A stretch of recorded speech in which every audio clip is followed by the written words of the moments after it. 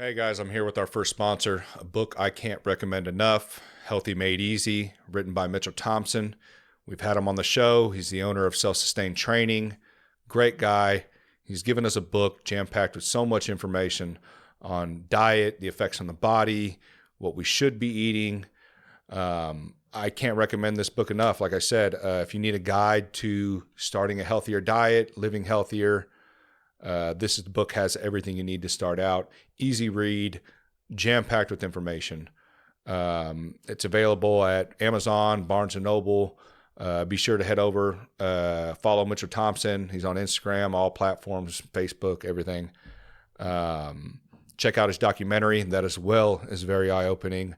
Issues in our medical field, how beneficial a healthy diet is. I want to appreciate everybody for supporting the show. And go check it out.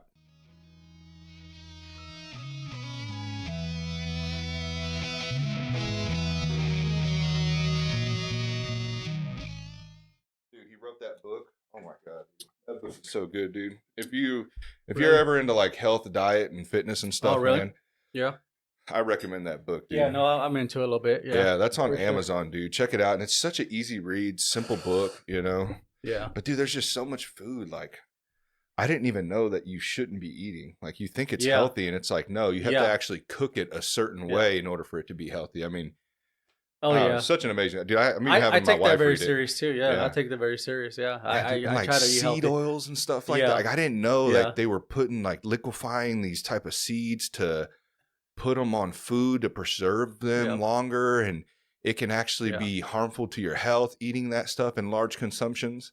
And the cool thing about that book too is like, he's literally like, hey, you don't have to like be a like a freak about this shit. Like constantly eating healthy, just keep it the 80-20 rule. Exactly. That's it. You know, moderation. I try to do about 90-10, but that's exactly right. Moderation is the key. And that's what I try to do too, man. I'm very big on health, especially because I don't have the time to work out like I used to.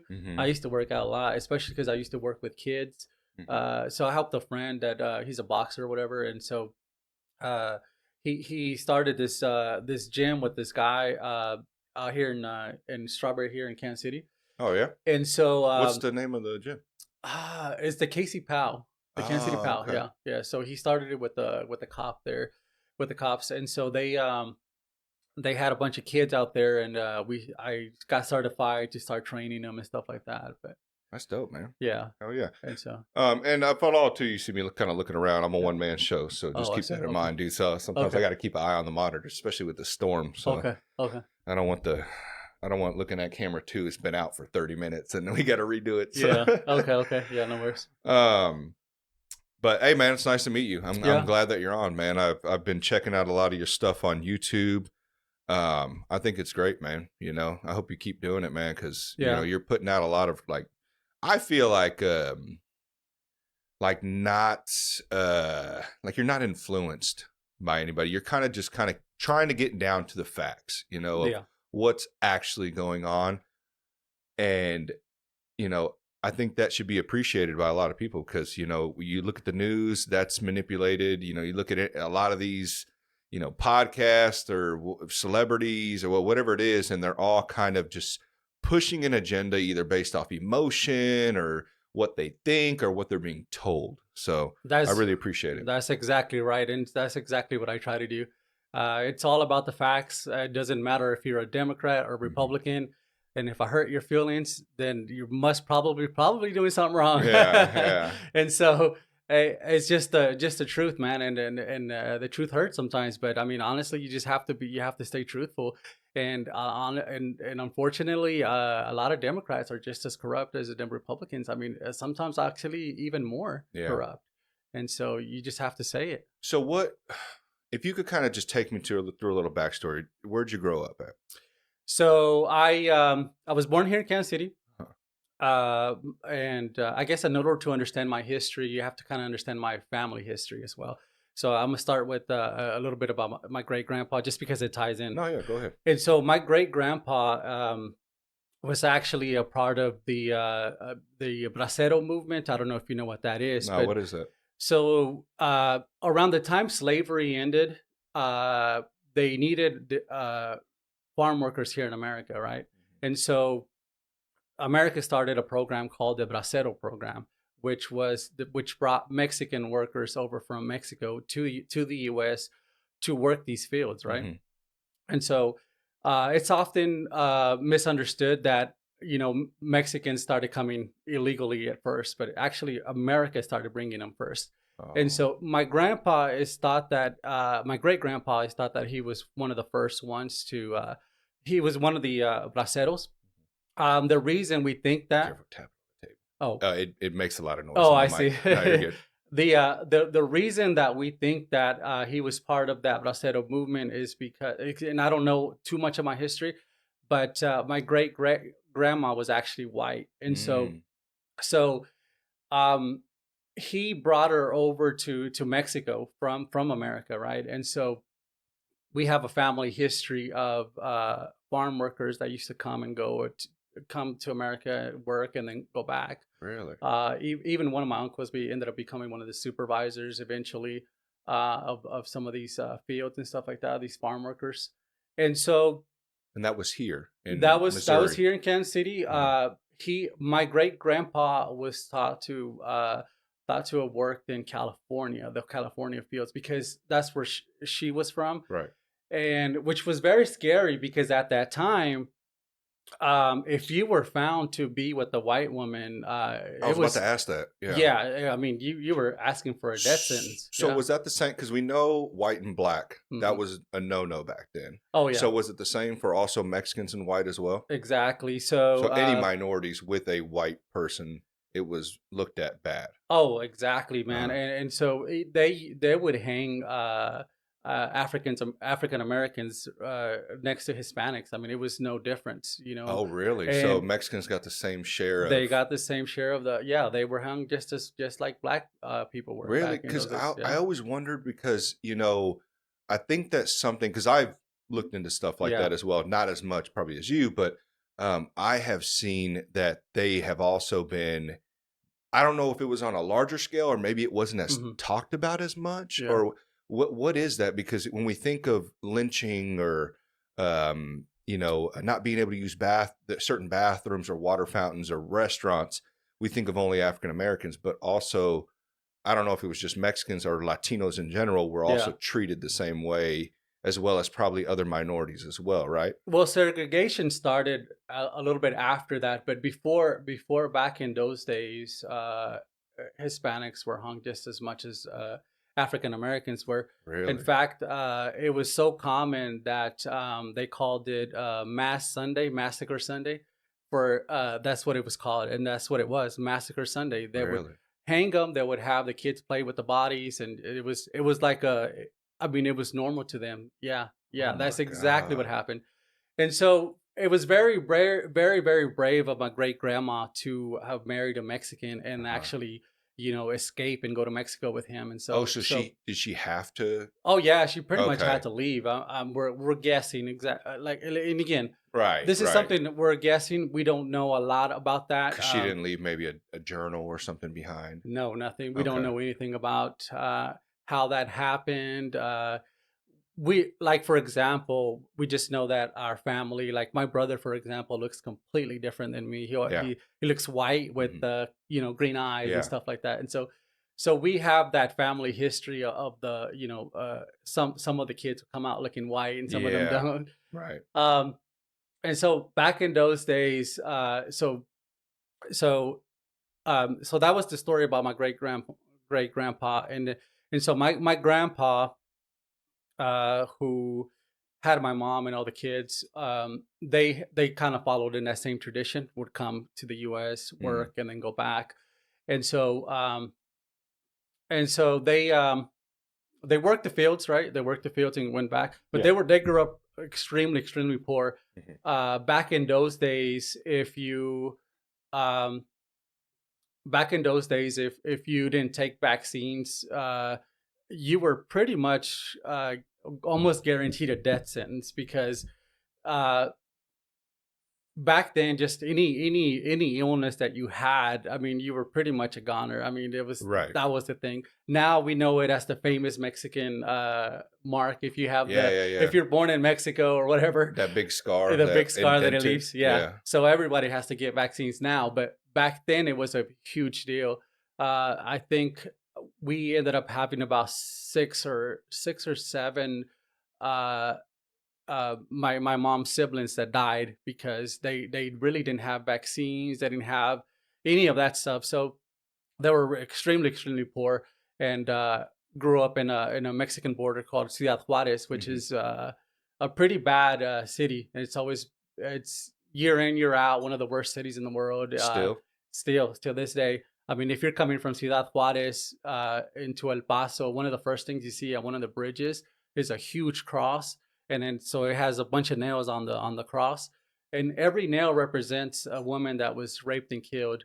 And so Really? yes, so yeah, so it's very common down there in Mexico, especially in Ciudad Juarez. Is it what do you think causes a lot of that stuff down there? We think it's the same Just the cops. drug stuff and the narco stuff? I mean, That too, and then it's a border city, so you have people from all over the world that are going right. there, and so it border cities in Mexico are probably the most dangerous because you have, like I said, people from all over the world. They're not They're local. They not don't really know. local, Yeah. yeah, and Yeah. so we think a lot of people think it's the cops too that are doing it, For sure. and then you have drug shipments that go through there, and so Uh, and then you have Americans too that will go down and party and just do whatever, you know, yeah.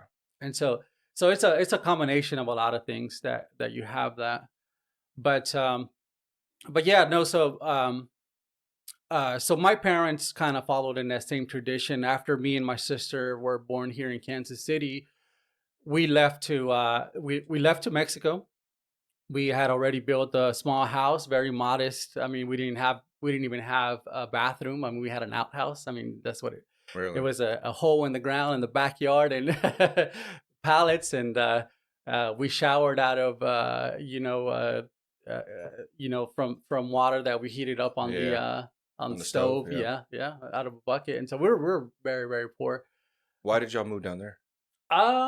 I think more than anything, they felt that if my dad worked in across the border in El Paso, and then and we lived in Mexico, we would have a better More life. money. Yeah. Yeah, and so Is there really much of a difference from currency wise? Like, back then it probably was, but right. now I With how the think it's dollar's going. not. Yeah, no, I don't think. Yeah, it's Yeah. not. I mean, So it's you were born here, but they yeah, brought you back to Mexico in order bro, to try to achieve, a exactly, better life. a better Yeah. life. And so I mean, I went to school in Mexico my first couple of years. So Really. yeah. How was that? Do you remember it all? Yeah, no, I mean, Not little bits just and pieces. yeah, I remember a lot actually. Oh, really? And so we were I mean, back in Mexico, I would say that you learn a lot of the bad stuff even at a young age, man. Really? I mean, I would say that, because back then it was normal for us to play loteria with money. Even at Yeah. 5 6 years old, we're playing with all the aunts and all the Yeah. uncles, and everyone's like, got money on the line, so you're gambling, brother, even Yeah. at a young age. Yeah. And so so you learn a lot of that stuff at a young age. I remember one of my neighbors would always beat me at flipping a coin, right? He'd always take my money. He was an older kid, and so I couldn't understand how he was doing it, bro.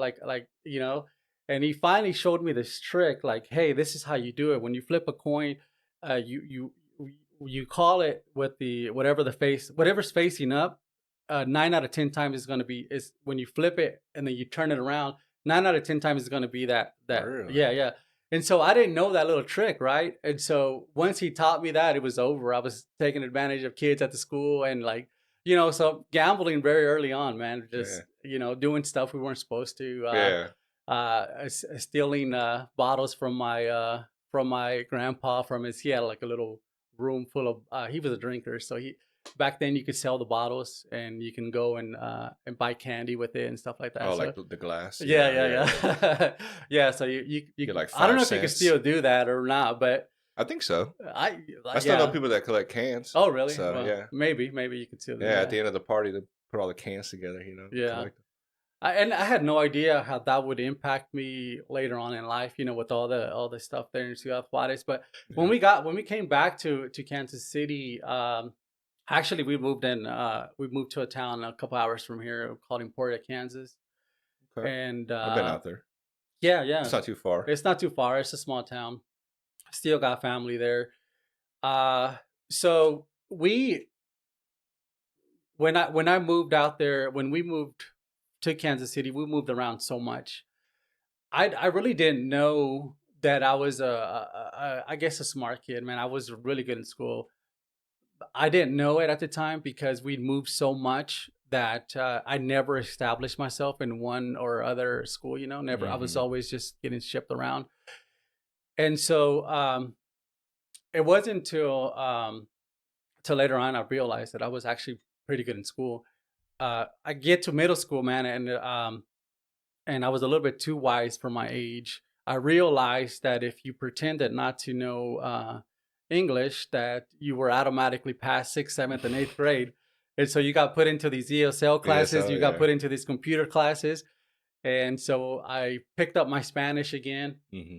And, Oh, did you kind of lose it a little bit? A little bit, yeah, a little bit. Do So both your parents speak Spanish? yeah, both my parents speak Okay. Spanish.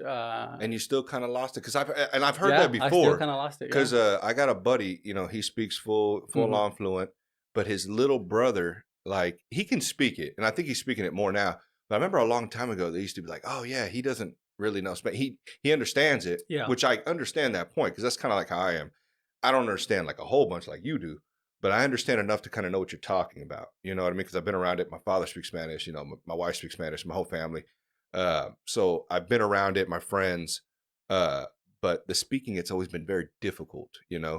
But I was surprised. I'm like, man, like he grew up his parents don't even speak Yeah. English, but Yeah. like, I don't know where that disconnect was, I think for the most part, I mean, even though your parents speak Spanish, I mean, it's not like you have full conversations with them. Even if you're a Right. teenage kid, at least we didn't.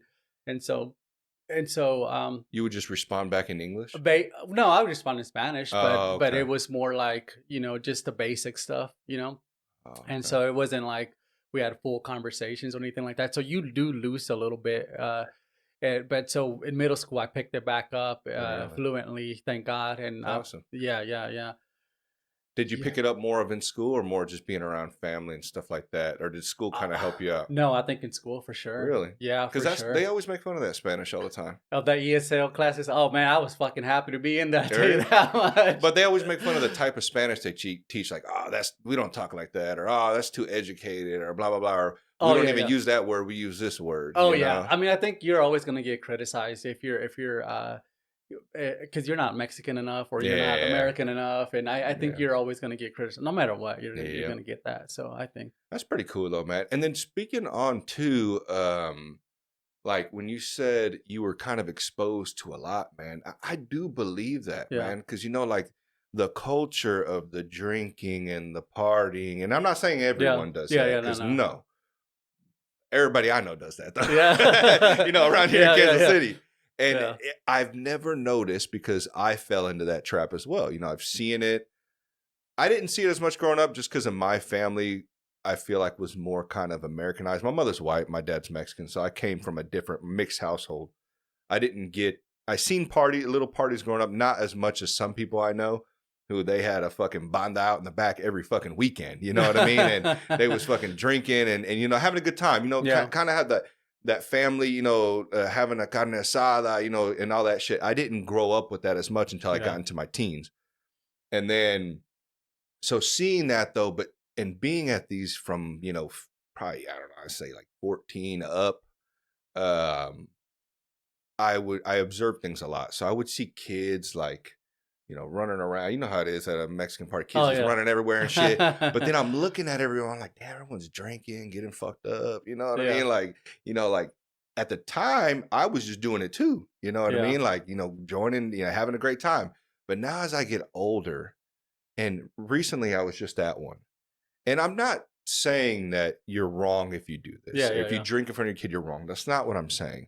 But what I am saying is I do believe the culture of let's all take shots, let's all get fucked up, let's all drink, I don't think is good, Yeah. because your kids see that shit and then they kind of grow up to do the same thing. Yeah. And I'm guilty of it as well. I'm not Yeah. saying I'm not.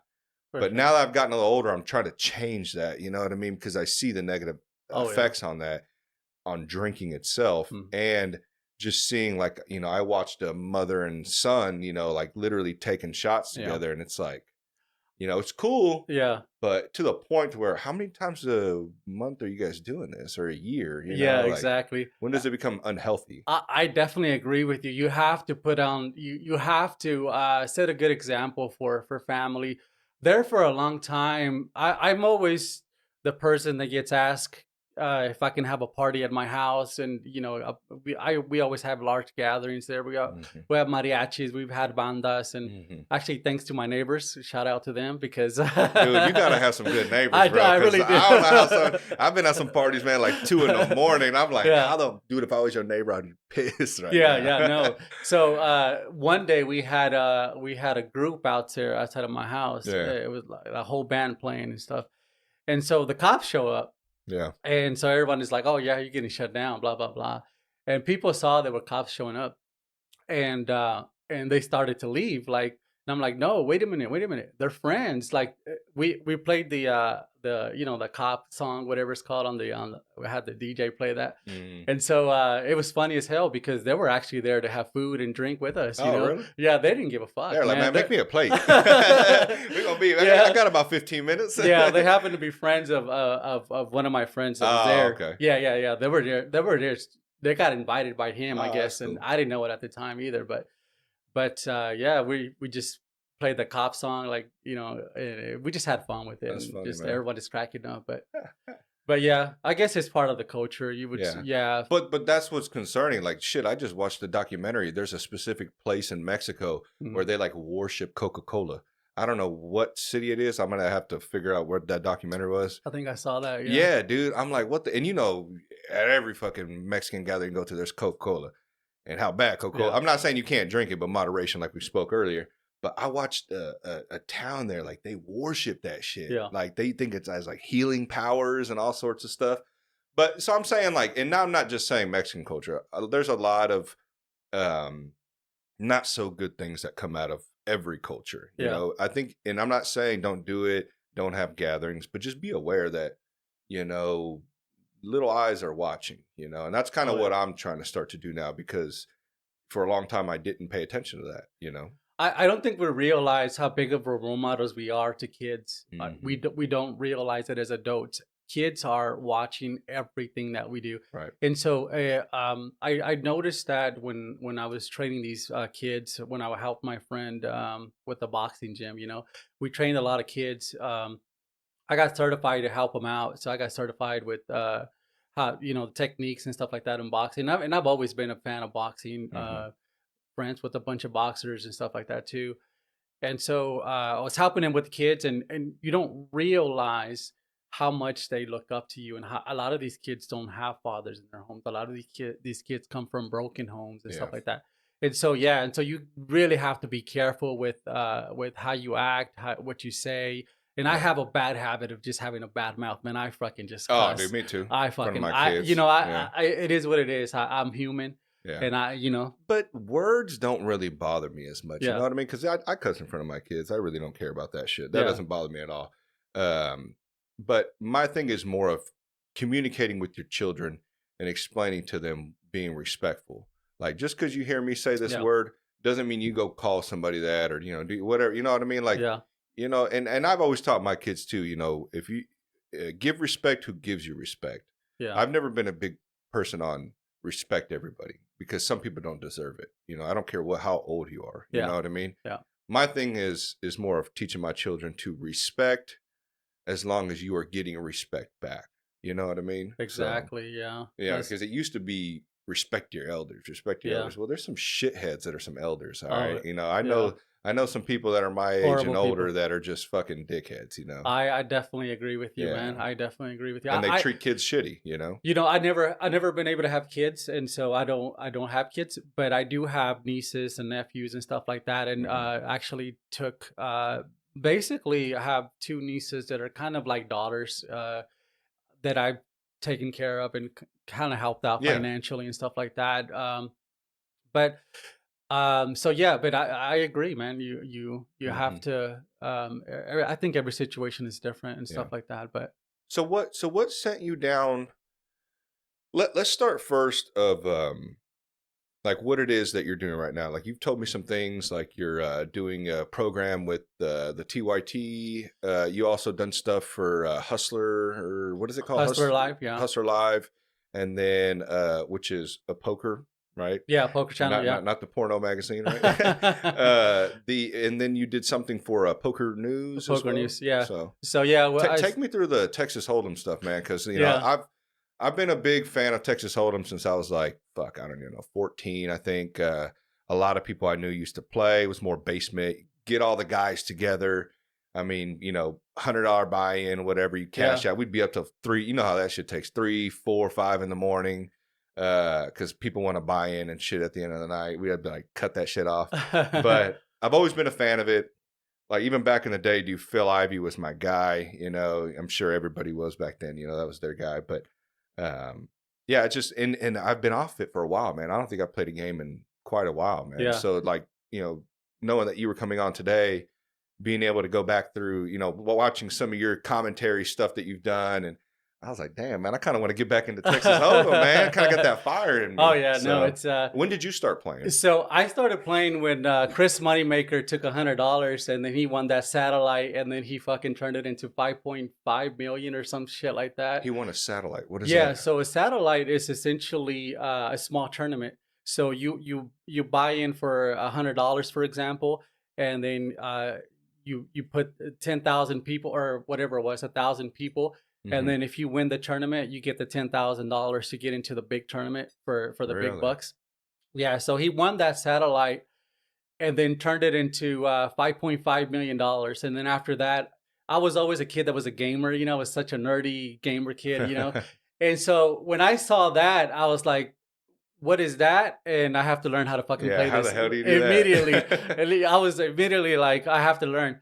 And so I had a friend who was like, hey, I don't know how to play Texas Hold'em, but I know how to play 5 card. How old were you?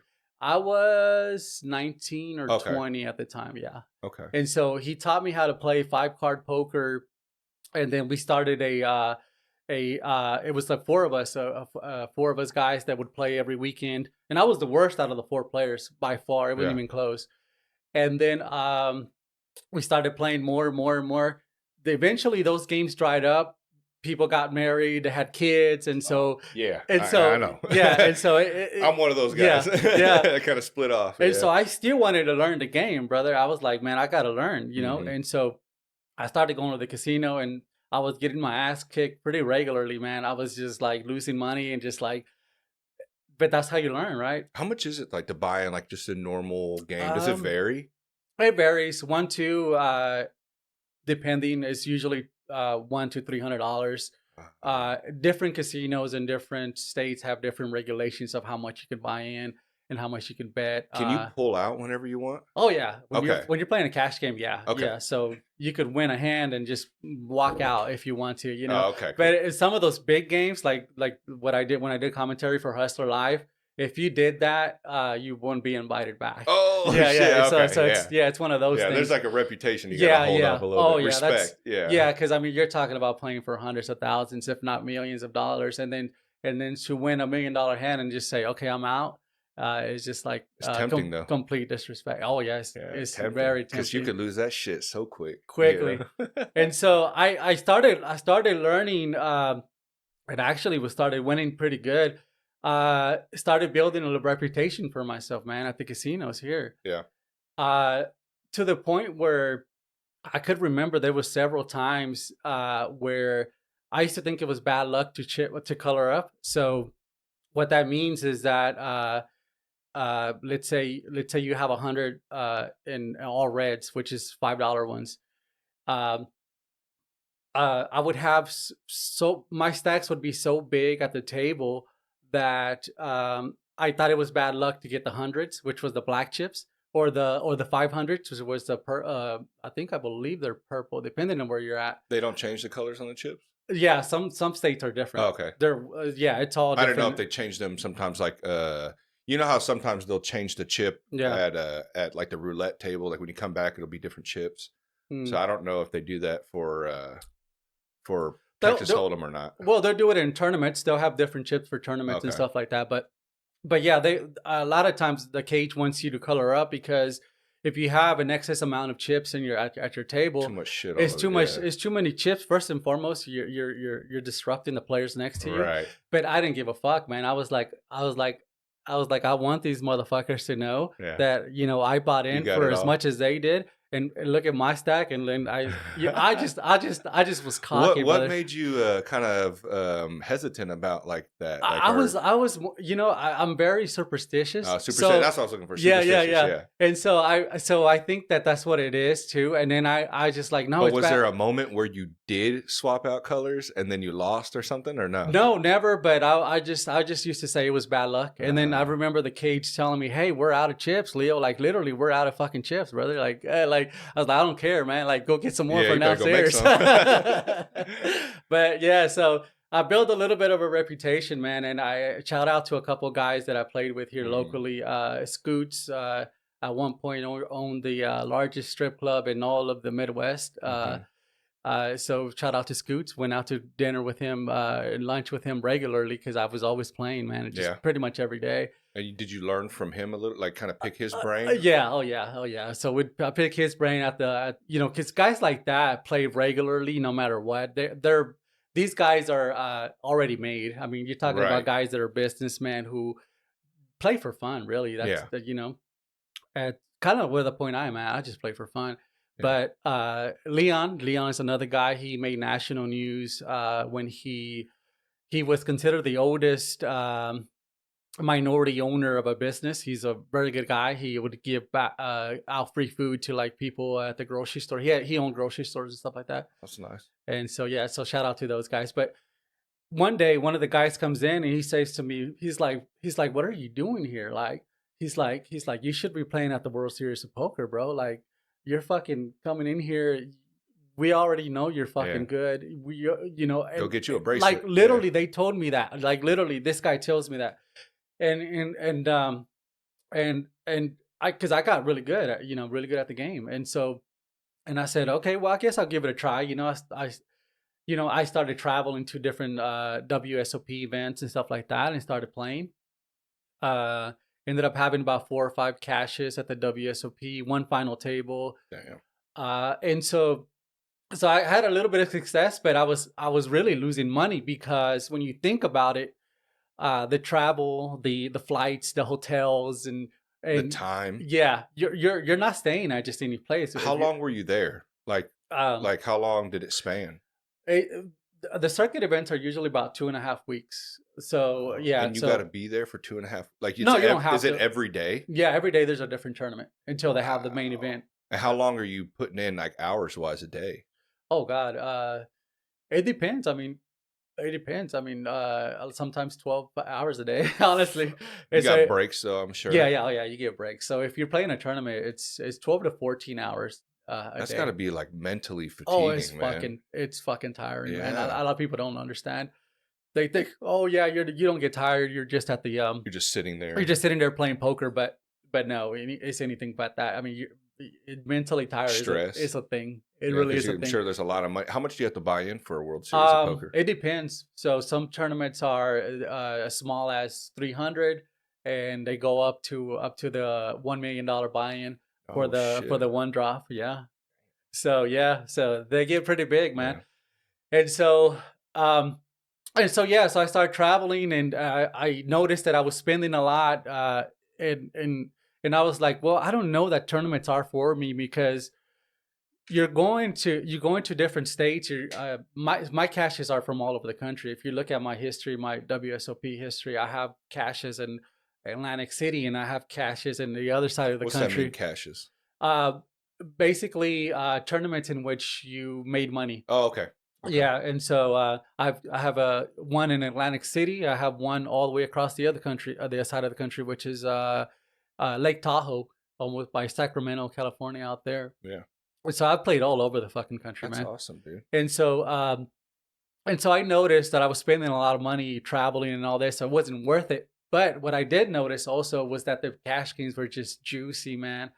These cash games, because you got to understand, a lot of these guys have just won tournaments, and so they're trying to become professional poker players. Right. And so they'll play stakes that they're not used to playing.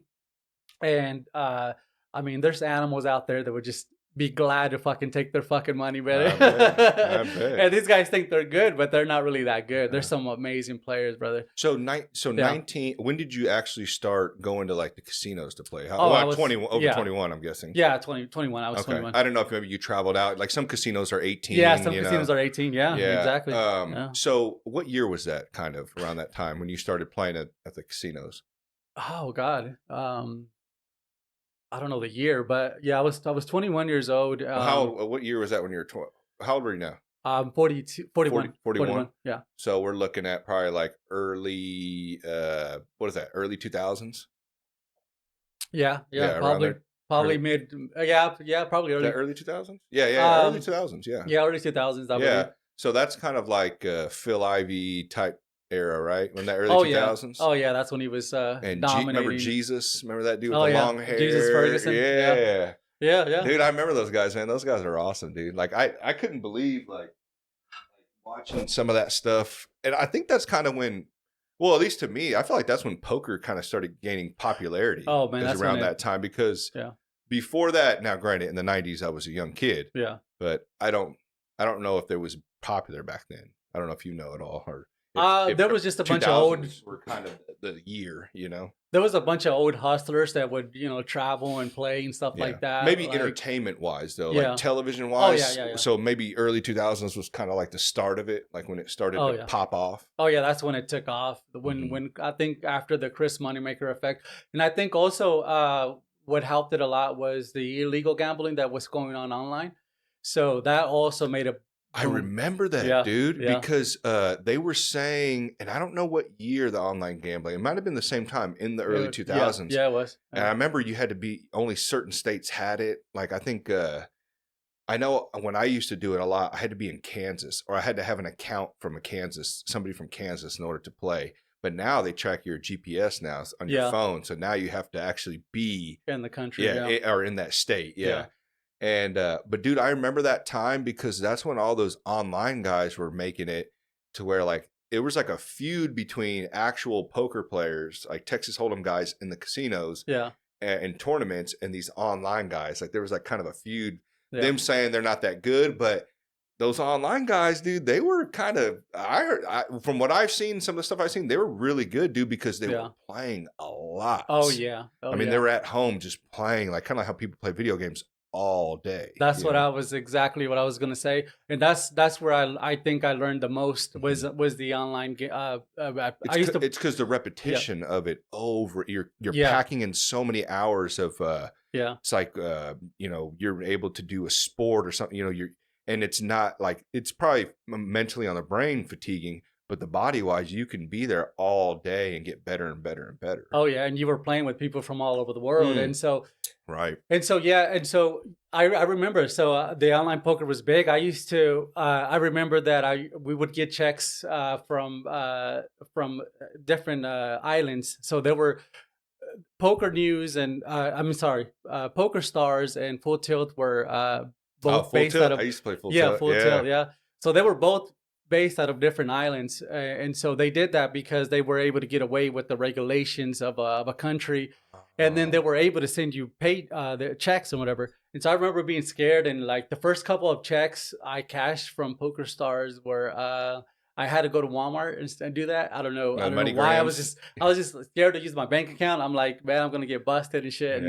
And so because it was legal, right? Because I remember playing Full Tilt here. Well, it was never legal, but it was available to you. Yeah, it was available. Yeah, and so in 2011 was when we woke up. I think all poker players know it as Black Friday, because Black Friday was the day that we woke up that day. I remember I was adding money to play a tournament later that day, and all of a sudden my screen went black, and there was a big FBI. All your assets have been seized. What year was that? Do you remember? That was 2011. Yeah, I remember that, dude, because I know a guy who was that's what he did all the time. Mm-hmm. And I remember him losing money out of that because they didn't give anybody their money back, right? No, nobody got their money back. Oh, God, dude, could you imagine some people that I don't know how much you lost, but damn, dude, I mean, I'm sure people lost thousands, if not millions. I didn't lose anything I can't handle. I don't gamble stuff I can't really handle as a loss. So you were regularly pulling your money out. Oh yeah, I didn't trust the sites anyways.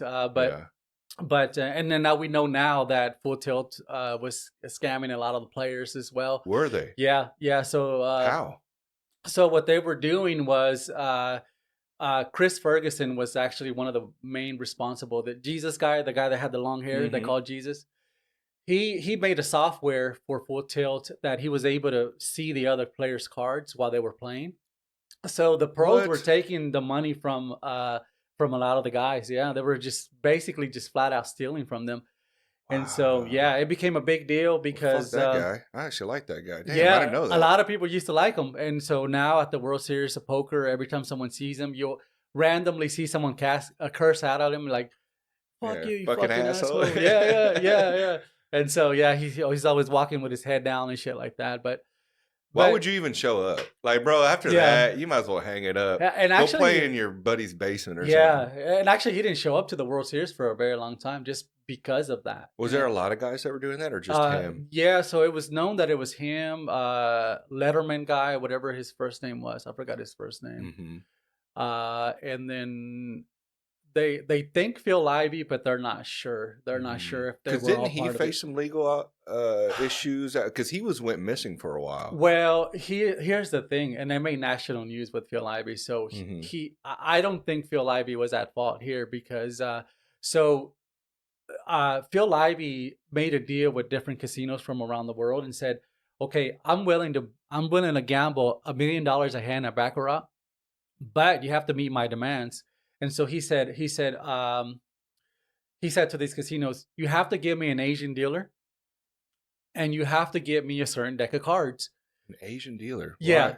So here was his plan, right? So this was very smart of him too, by the way. He had an accomplice who was beautiful Asian girl, that was helping him. They were able to read the cards. They had a misprint. I just listened to this Daniel Negreanu or whatever his name is. Yeah, Daniel Negreanu, Yeah, he just was talking about that. Well, I'll let you explain it. Yeah. So the back of the cards were printed in a certain way that you can tell what it were. Yeah. To us, you couldn't see the difference, but if you studied enough and you looked at it close enough, you were able to know. It was like a cosmetic, like a blemish on the cards, right? Like it was something that was a little, the pattern was slightly off compared to the higher cards to lower cards, right? Exactly. Okay. And so that's how Phil Ivey was able to, I think, win about 30 or I want to say, it was at least 3 casinos that he won over $10 million or something along those lines. Is that his fault though? I honestly, in my opinion, is the casino's fault because it's a strategy too. They allowed him. They met his demands. They said we'll allow the cards that you want, and we'll give you the Asian dealer that you want because the girl that he was with was flirting with the guy. So she'd flirt with him, distract them, and kind of throw him off a little bit. And then while Phil Ivey was kind of reading the cards and doing his thing, and he took the casinos for fucking smart. A lot of Let me get an Asian guy in there. Then I'm gonna have an Asian chick flirt with him. Yeah, dude, that's funny. No, I mean, you're talking about millions of dollars, and these are hustlers, man. A lot of these poker players are just hustlers. That's what they are. And even a lot of these private games, you got to watch out for cheats. And me personally, I love private games because is it cheating or do you think it's strategy? Or is there a line? There's a line. There's some people that are flat out cheating in some of these private home games. Oh, for sure, they're fucking cheating. But if you know what you look for and you've played enough poker, you know exactly what they're doing and when they're doing it. I'm about to bring you with me to my next card game. I'll be like, these motherfuckers taking advantage of me.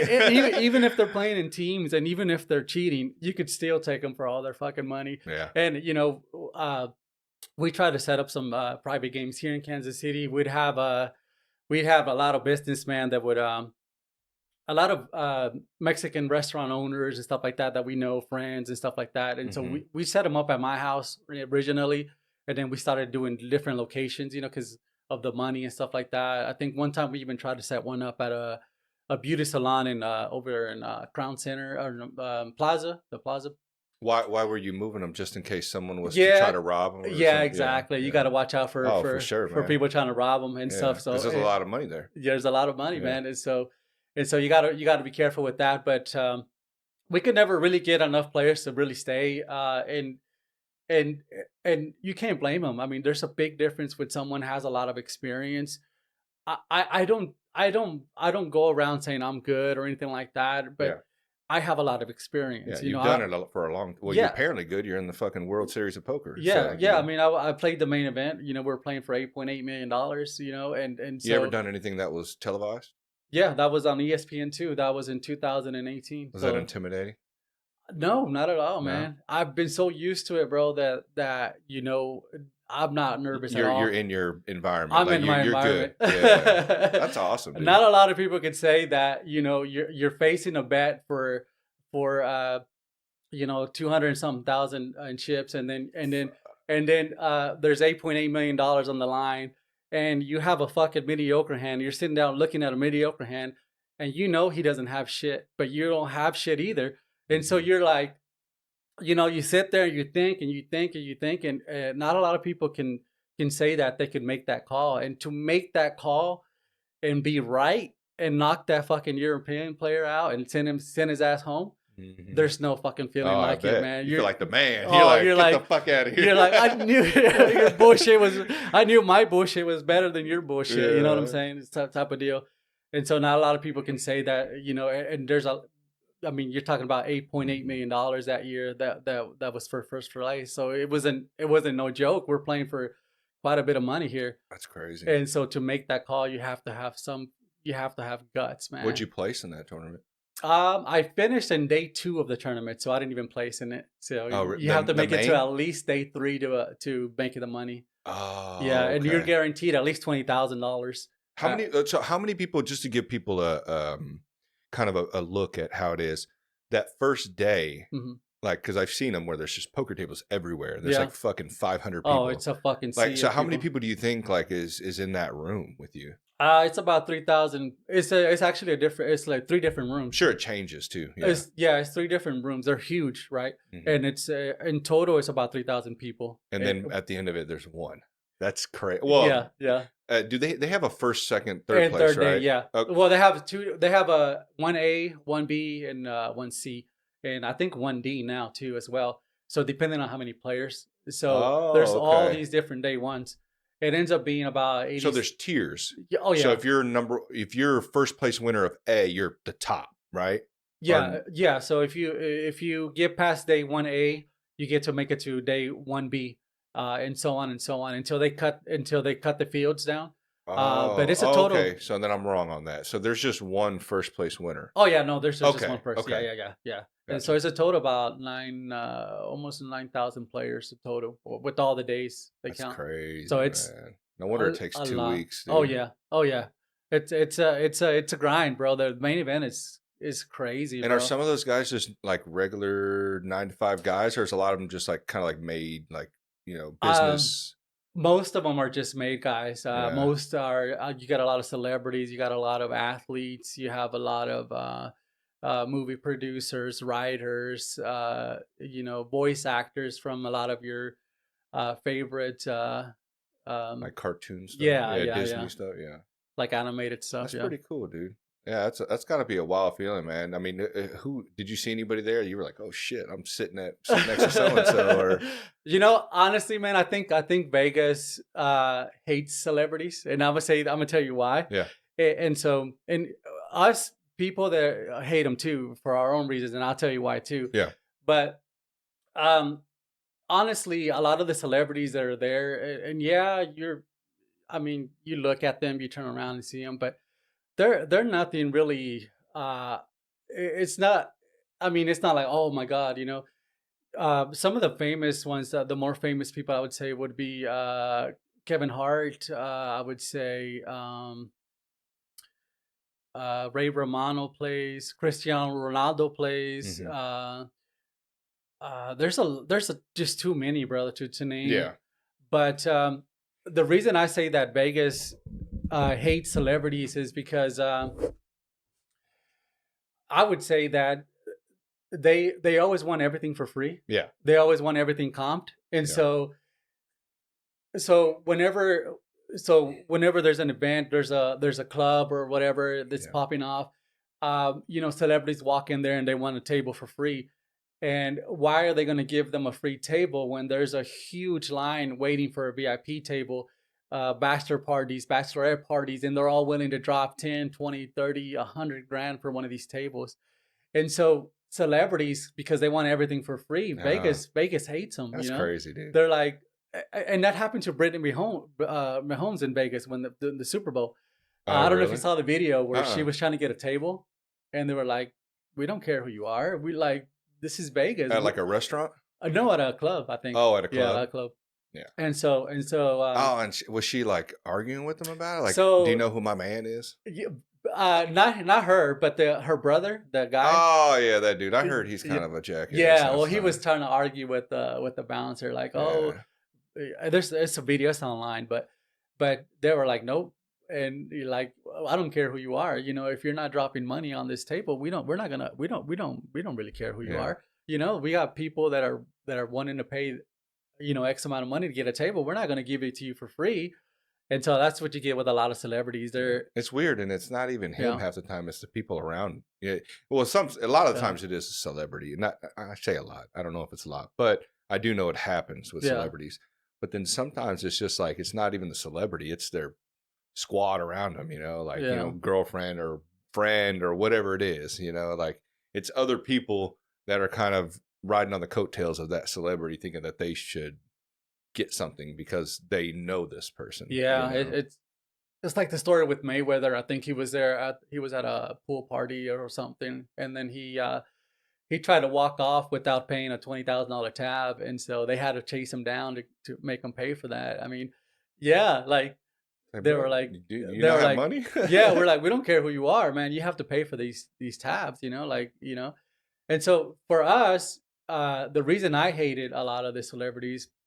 And we were encouraged to cover them, and so you'll see it. Like if you ever go to pokernews.com, you'll see a lot of the stuff that I wrote on a lot of celebrities and stuff like that. Because it gets more attention. They get more attention on the app and on the website. So my job was to always put content on there for the readers and stuff, and for the people that were in the tournament and stuff like that. And so they get a lot more attention, but I hated writing for them because a lot of these guys, you got to understand, they're doing shows. They have contracts on the line, so they don't know if they're going to get another season, and so they're like desperate for coverage, any sort of coverage. Right. And so because Pokernews was so big and it's worldwide, they were like, they would say, hey, let me get your number, blah blah blah, so I can tell you where I'm at, and like you can come, give me some coverage. And so sometimes I would do it, but a lot of times it got annoying. There was a couple guys, and I'm not going to name names or anything like that, but there was a couple of guys that were like D-list celebrities, that were trying to get coverage. And I hated that shit because they're blowing up my phone even on my days off. And I'm like, dude, I'm at the fucking pool having a great time. I'm just chilling. You're over here blowing up my shit, like talking about, I'm not even working that day, like, and so, yeah, so it got a little bit intense, but I think for the girls, I used to date one of the poker dealers, and I would see her everywhere. It's you almost have to date someone that's in the industry, because you're traveling so much. Right. Yeah, it's like being at work. Some people end up dating people they work with. Yeah, for the most part. And then, so I would see her everywhere in the country, and then I don't know why we started talking about this certain celebrity, and he's kind of a big deal. He's not just anyone. Mm-hmm. And so, and again, I don't want to name his name or anything like that. You're good. I get it. But she was like, I'm gonna ask you off air. Yeah, no, I'll tell you off air.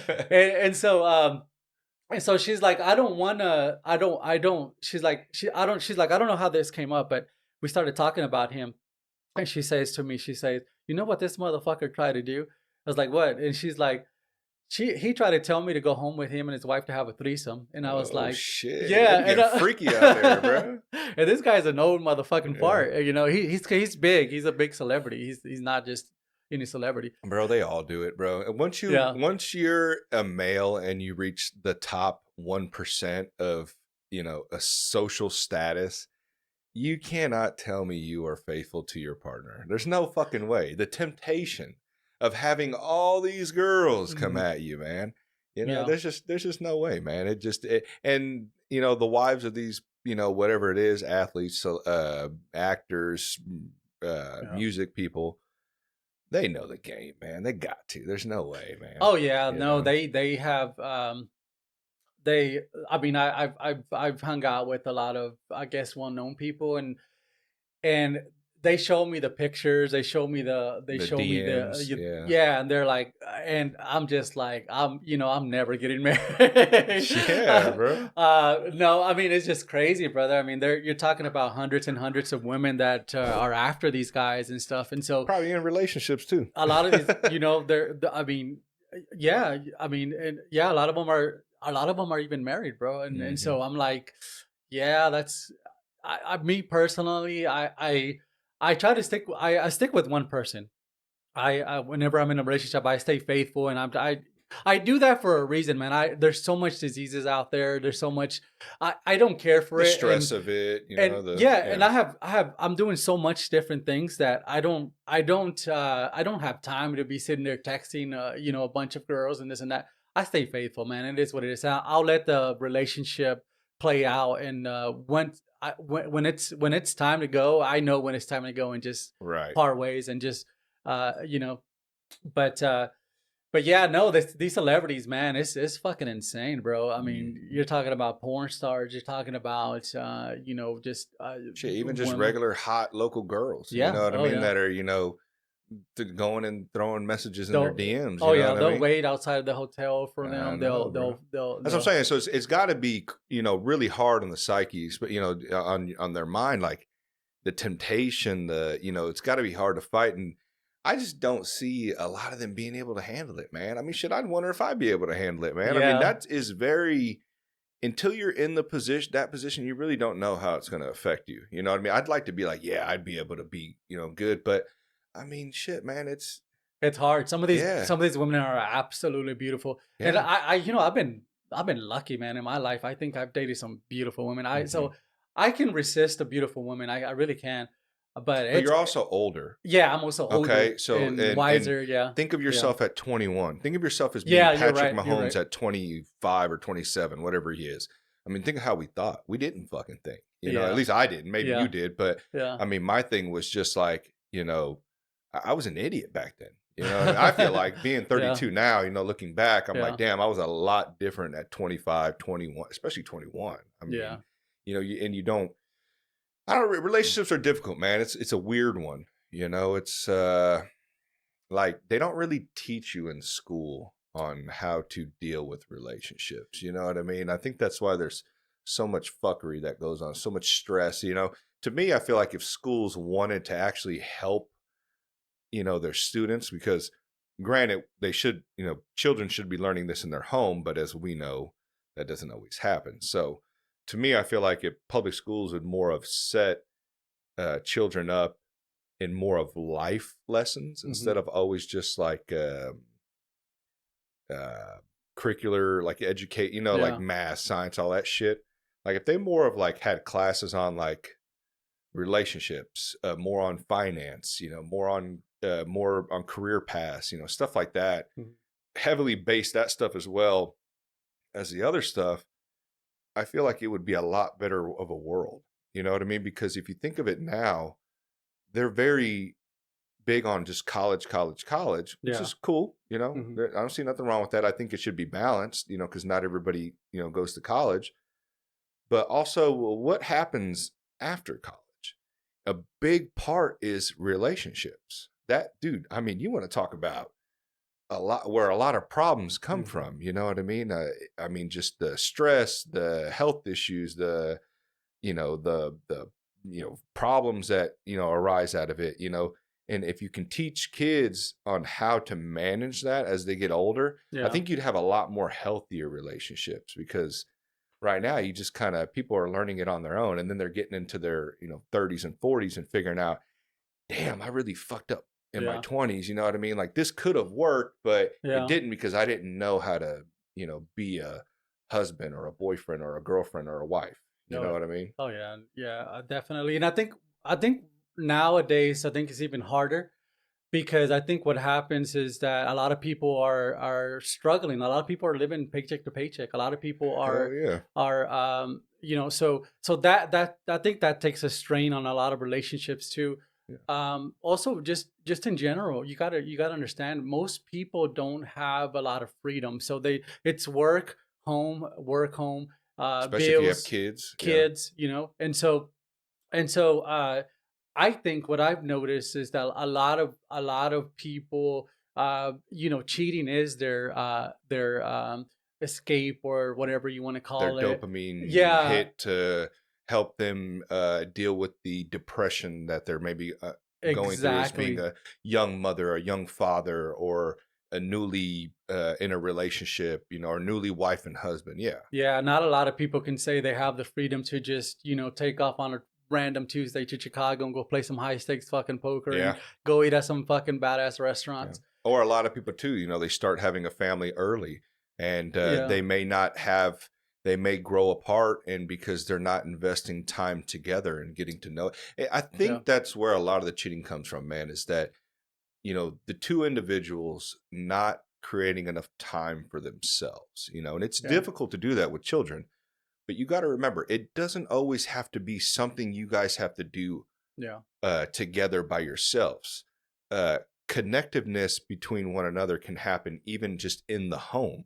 You guys finding something to keep yourself together, a hobby, whether it be you both like to, whatever, like me, I like to ride motorcycles. yeah, If that's something that you and your partner like to do, that's great. Or if you guys like to rehab furniture together, whatever. You know what I mean? I, There's a long laundry list of things, but find something to connect yeah, you. yeah. That way you're not always trying to find things outside, I definitely agree with you. That's a great analogy actually, and I think that if you find someone that's doing the same things that you are, and At it's least one, because you're yeah, not going to find everything a yeah, match. That's yeah, where people fuck up. They're yeah, like, oh, they're nothing like me. Well, you don't want them to be exactly like yeah. you, but you want them to, you want to at least have one or two things in common, Oh yeah, you that know? makes a huge difference. I agree with you there because I think that when you're both passionate about one thing or and together, I think that you can build on that. I Yeah. agree for sure. Yeah. And this is coming from a guy who I've been through it, man. You know what I Yeah, mean? Like, yeah,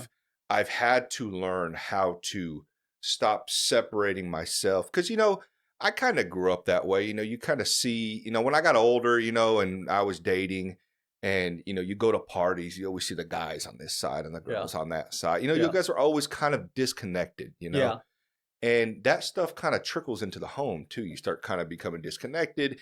The flame dies down. Things start to get just normal, like that person's always there. So you don't really pay attention, and you take each other for granted, and you drift away yeah. over That the honeymoon years. phase, that Yeah. honeymoon That phase just cycle. fades. Yeah, Yep. Yep.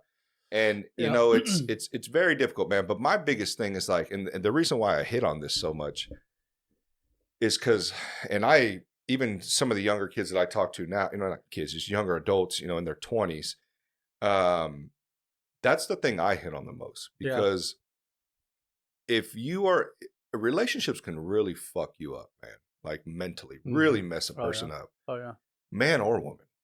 And if you can kind of, and I'm not saying you're going to be able to be safe if I give you these tips or guide this type of guidance. You're going to get your heart broken at some point. Everybody does. oh yeah, yeah, My thing is how to manage that, not to lose yourself, not to fucking go out and kill yourself or dwell and bounce from relationship to relationship for the rest of your life because you're yeah, heartbroken and you're yeah, just using other people to cope. My thing is more of like, hey, this is how it is. This is what you're going to go through. Understand that it's going to be okay. There are worse things out there. Not saying that what you've gone through is not bad. It is. Yeah. But you're going to be all right. And there's ways that you can build yourself up so that way you can be stronger to deal with this. Yeah. And in the end, realize that the happiness is in you, not in that other person. Oh yeah, definitely. I definitely agree with that. I think I've always been the type of person that put priorities first. And so I'm the type of person that's priorities. And at the end of the day, the woman that wants to be with you, she's going to be there by your side. She's going to be very supportive and stuff like that. And so I've been very lucky in that aspect. And so, but it takes work though. Yeah, because and really some men think, especially I've hit on. I have no problems with Andrew Tate. I don't believe in some of the things that he talks about. I think a lot of it's more of entertainment that he does, but I do believe in some of the things that he speaks of. Some of the male thing that males go through. I see it. I get it. I've been through it. I understand it. But some of these kids that are watching him are taking some of the things too literal, okay? Thinking that you can be him when you're working at this 9-to-5 regular job making $50K a year. That's his life. He can run his life the way he wants. If that's how he wants to run his life, fine. But you can't treat a woman, in the way maybe he does that his women are comfortable with because of how he runs his life. You can't do that because you're not him. You know what I mean? You have to work. You can't just get with the woman and expect her to love you because you're her man. Yeah. You have to still be her partner, her friend, be able to have someone or be able to be that person that she can go to, that you're going to provide something for her, man. Like you can't, and Andrew Tate has said that. He has said, hey, you can't just be, she's not going to love you for you. You're a man. You have to provide. And just as I believe that women also have to provide as well. They can't just be loved just because they're beautiful.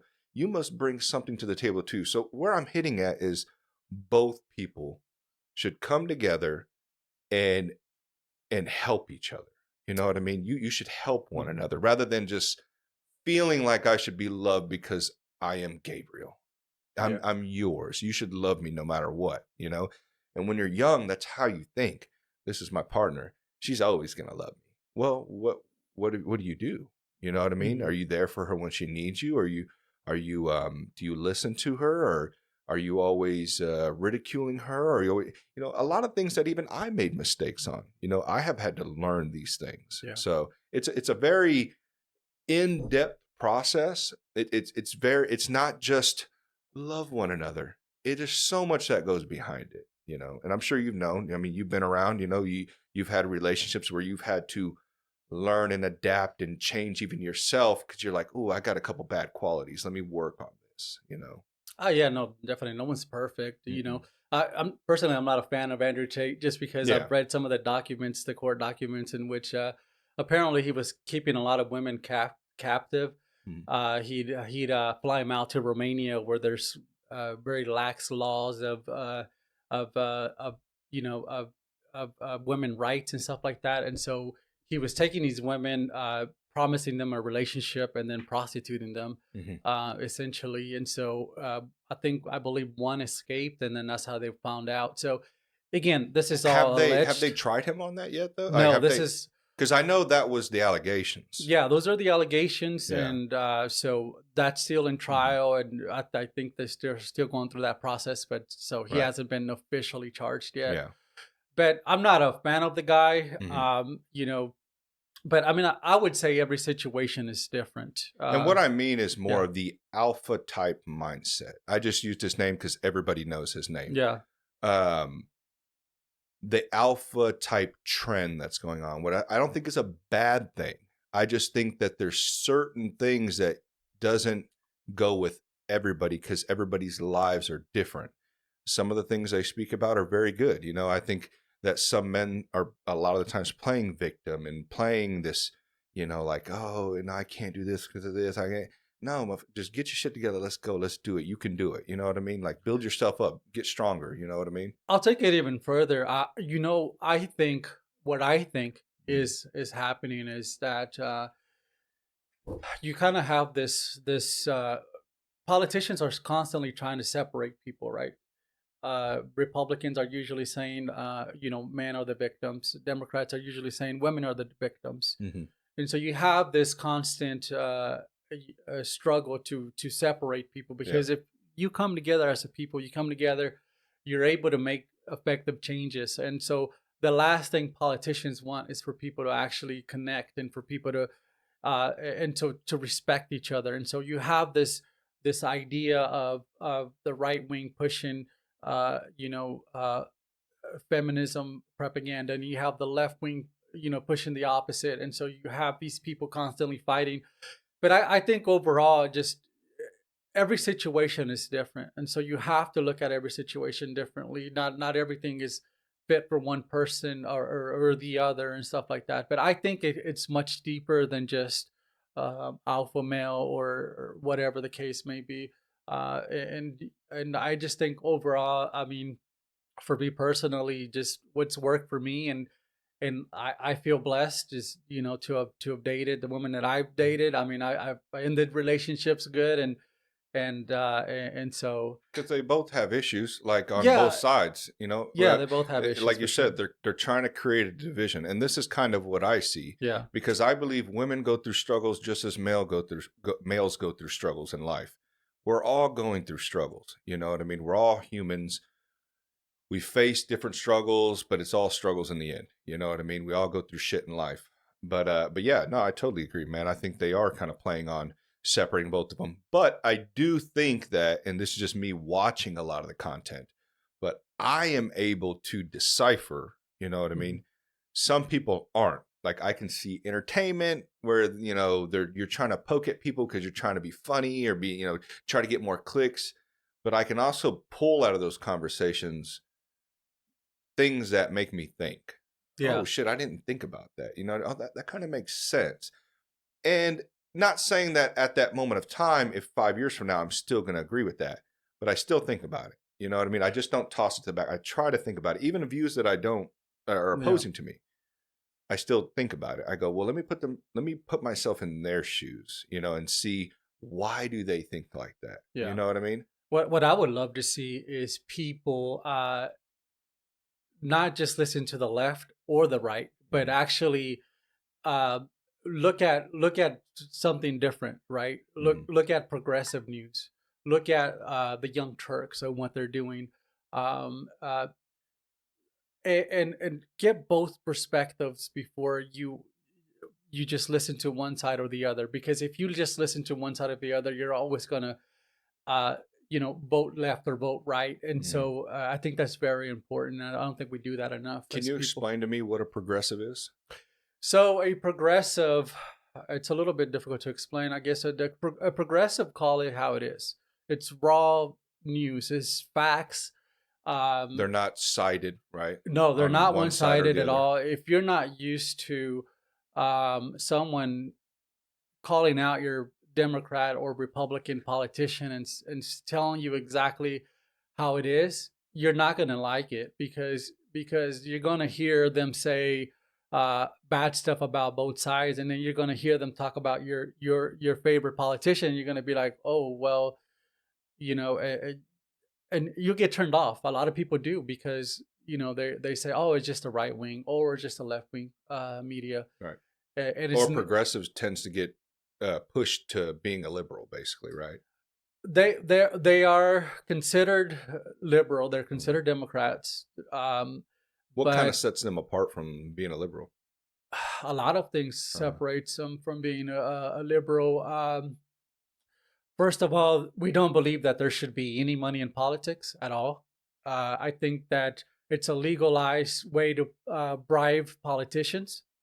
Yeah. And so whenever you have money in politics, it's not politicians that run the country; it's the corporations that that are funding their campaigns. Them. Yeah, they're funding the campaigns that put them in office in the first place. Mm-hmm. And so that's the difference. That's one of the major issues that's different from Democrats.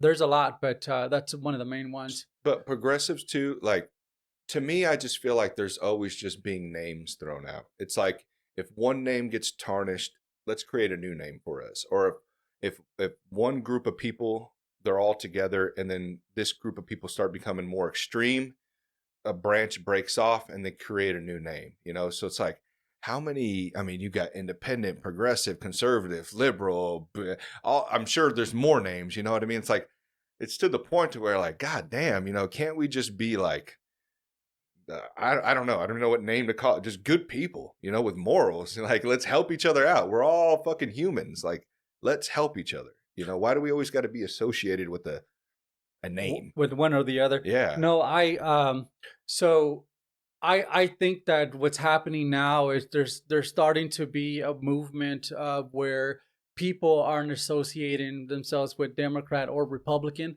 and so these same groups, there's big think tanks behind these politicians and stuff like that, these corporations. And so what they're doing is they're starting to create a lot of different, and this is nothing new. It's been happening for a while now, but they're starting to create all these different groups about independence and this stuff like that. And so a lot of it is to confuse people, really.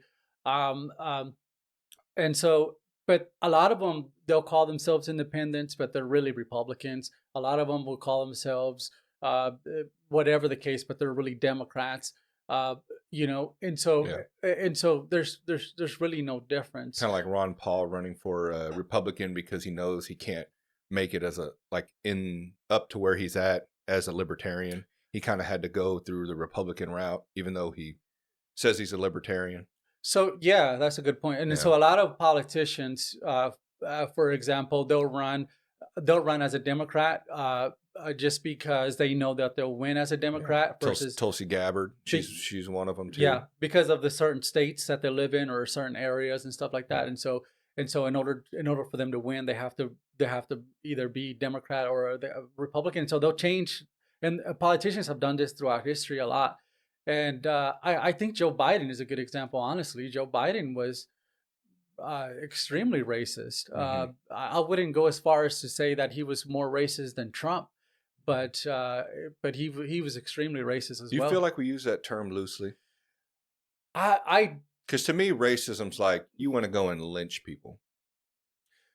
I don't, because I just feel like that word's being thrown out a lot. The reason I don't,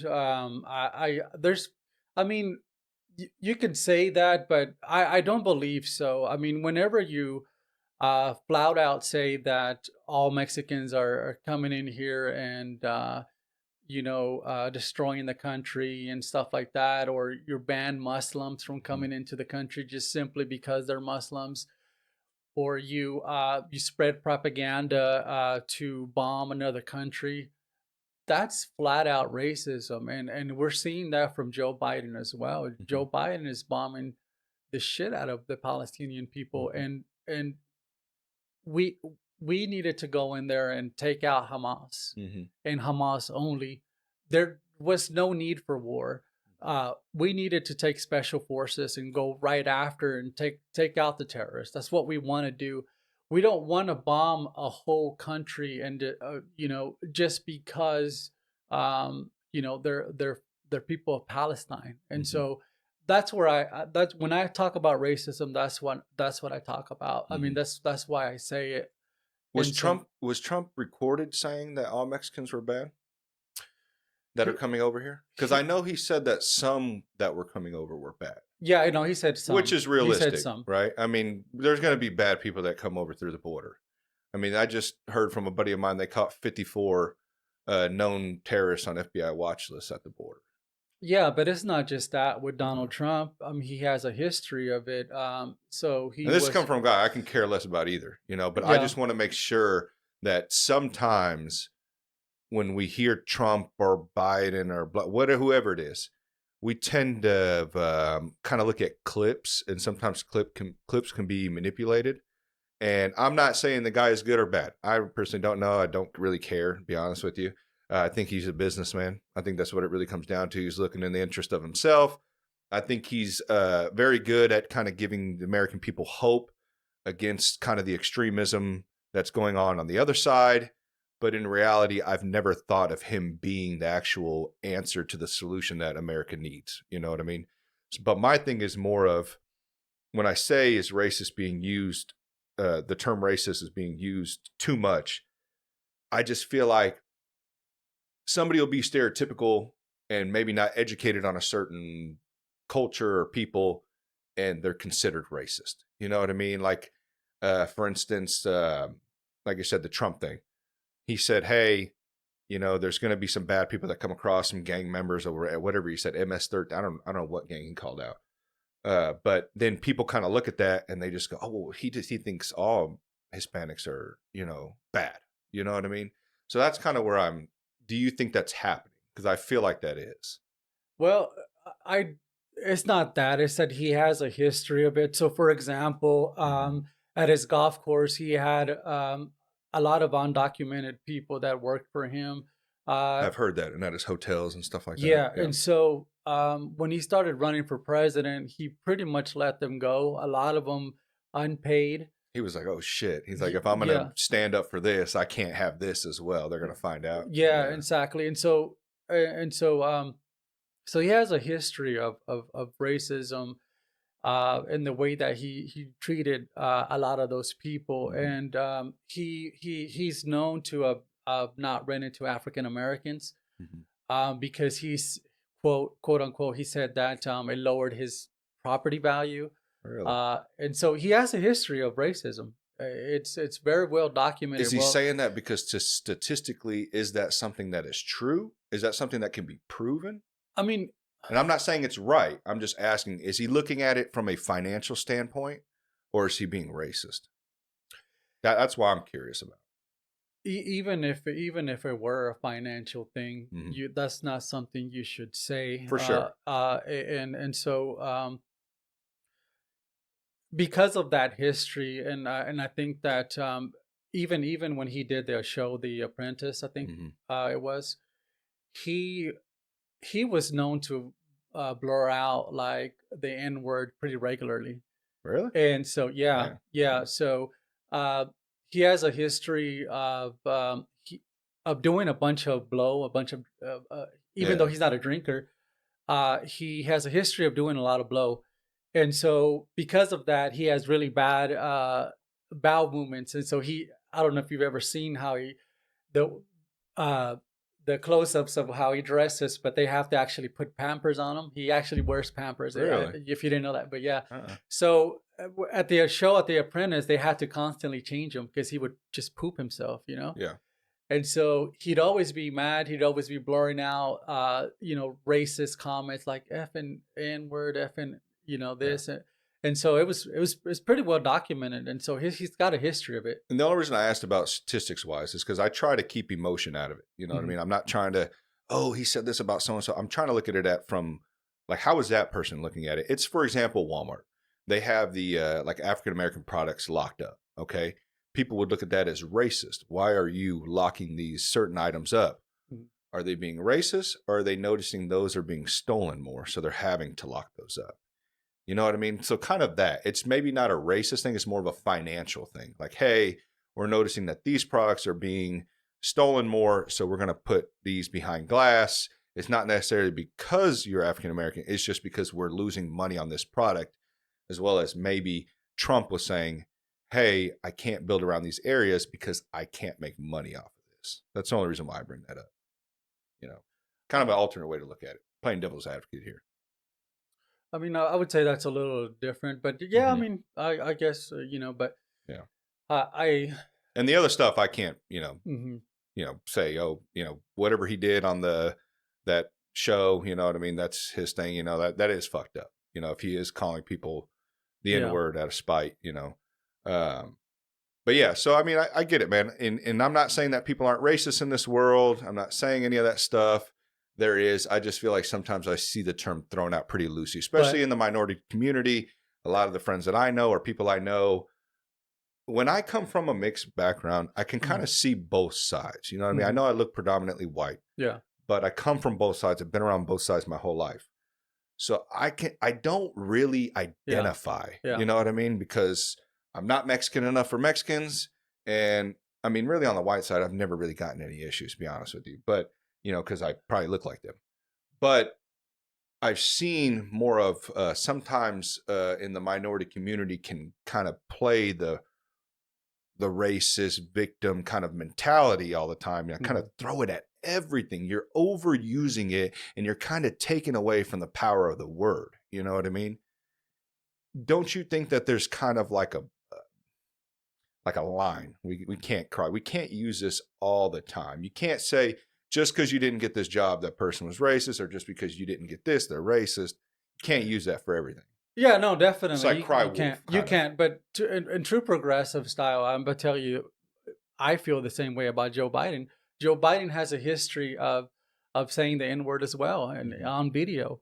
And not only did he do that, but Joe Biden has a history of he was the one that pushed for a massive incarceration of African Americans. Yeah. So Joe Biden is 100% as guilty. As a matter of fact, he picked Kamala Harris to get a lot of the black vote. Kamala Harris also has a history. So it was like a strategy. Oh yeah, and she also has a history of locking up her own kind, African Americans, in Los Angeles. Yeah, using them for cheap labor. Exactly, and so a lot of these, it's almost like modern day slavery. I think these jails, because they're are paying them cents, to work hours and hours, and so yeah. I believe too, but I think that a lot of people, well, not a lot. I don't know that statistic, but I would say a lot of the dumb crimes, like a lot of the drug crimes and shit like that, like you got people incarcerated for no fucking reason because they smoked on a plant or they fucking sold a plant or fucking, one of the harsher drugs we can debate about, my libertarian side's more of kind of legalize or decriminalize everything, because if people are going to want to do it, they're going to do it regardless. All you're doing is locking them up, fucking up their life, and they're probably going to indulge in that drug even more, to the point to where they're not even a functioning society or functioning member of the society. And as well as I think they're taking advantage of also cheap labor as well in these prisons. And a lot of them are private, they're making money off of each, It's kind of like in Europe. In Europe, I think a lot of these drugs are actually legal, man. What they'll do is so that people don't overdose and then AIDS doesn't get spread, they'll have them go inject themselves in a clinic, in a setting in which they're going to get the right amount of dosage. They have to keep a regular 9-to-5 job, and they can't be out on the streets and stuff like that. So you think that's too far? I mean, of taxpayer dollars, I'm sure. It's like, man, this is your choice. I don't think they're using taxpayer dollars. I think they have to pay for this. Oh, okay. So I don't think they're. Oh yeah, if they're paying for it, then go for it. Yeah. But I'm all up for a free market. But yeah, I have mixed feelings about it. I mean, honestly, man, because some of these drugs are pretty hardcore. I mean, you're talking about they're letting them shoot up heroin and stuff like that. And so, but do you think that us criminalizing it is making much of a difference? I mean, look at prohibition. What happened when we criminalized or did away with alcohol? Yeah. What did it create? Mafias, all that. People were fucking bootlegging it. A lot of violence happened. It didn't work. And so they were like, okay, well, let's not do this anymore. So they, reversed it. And we're seeing the same thing with drugs, with, cartels and all sorts of shit. And, even look at the pharmaceutical companies. I mean, they're just doing it the legal way, but they're selling the same shit. They're selling, they really are. And so I got a little bit of a conspiracy theory there about this whole thing, because I think that if we wanted to stop it, I believe that we could stop it.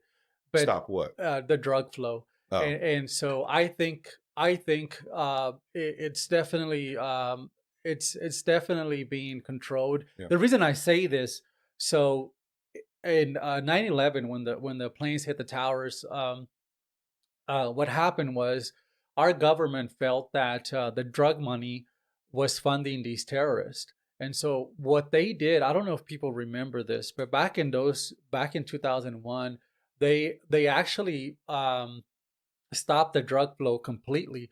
I mean, you couldn't even get a blunt or nothing. You couldn't get weed. Well, I don't smoke myself, but Julian Assange said he was the WikiLeaks guy, and he said that they were guarding poppy fields and stuff like that. There were soldiers out in the Middle East guarding poppy fields. Oh, Maybe Yeah. I don't know, but I just know I just remember those times, and there was no drugs. Yeah. There was billboards that we put up that said, if you think it's dry now, it's, I mean, forget about it. We're not going to allow no more drugs into the country. Hmm. And then shortly after that, the drug flow continued, and Right. I think if they wanted to stop it, they would. Yeah. I know definitely Mexico, in my opinion, also benefits from the cartels. I mean, if you've been to Mexico, to some of these towns, some of these cities, you'll be surprised how much drug money has made a huge difference in Mexico. I mean, I remember towns that were, small towns, and now have, all these luxury hotels, and all these different, and so Mexico's directly benefiting from that. I don't think they really want to take out the cartels. Right. It's benefiting the country. And so the same thing here. I think our government is directly involved with some of that stuff as well. Mhm. I really do. I mean, because if they really wanted to stop the drug flow, I think they would. I just think criminalizing it, is not working, Oh yeah, and I no, think of more of hmm there's an underlining issue of yeah, more of depression, poverty, mental health, maybe being depression, but there's a bunch of other factors that are playing into why people are doing this, yeah, and if we focused more on that, not saying we're not, because yeah, there's places online you can go look at in your area that if you're dealing with problems and issues mentally, you can go see a person. I don't know how readily available it is or how easy the process is, yeah, but there is places. Um, Other things too. People are getting hooked on these prescription meds, and then they're, coming off of them and they're not being able to wean off of them properly, or yeah. maybe they didn't even need those in general. They're just Oh getting yeah. prescribed like candy, and now they're hooked on them and they're going to go look for them out in the street now. And that's exactly what's happening. So there's people that go into the hospitals, and then they'll get a prescription for Vicodin or something like that, or Oxycontin, and then next thing you know, they're hooked. And Yeah. so Because how do you measure pain? yeah, yeah, Anybody can go in there and say, my back's hurting, yeah, or I'm not feeling good, I'm feeling depressed.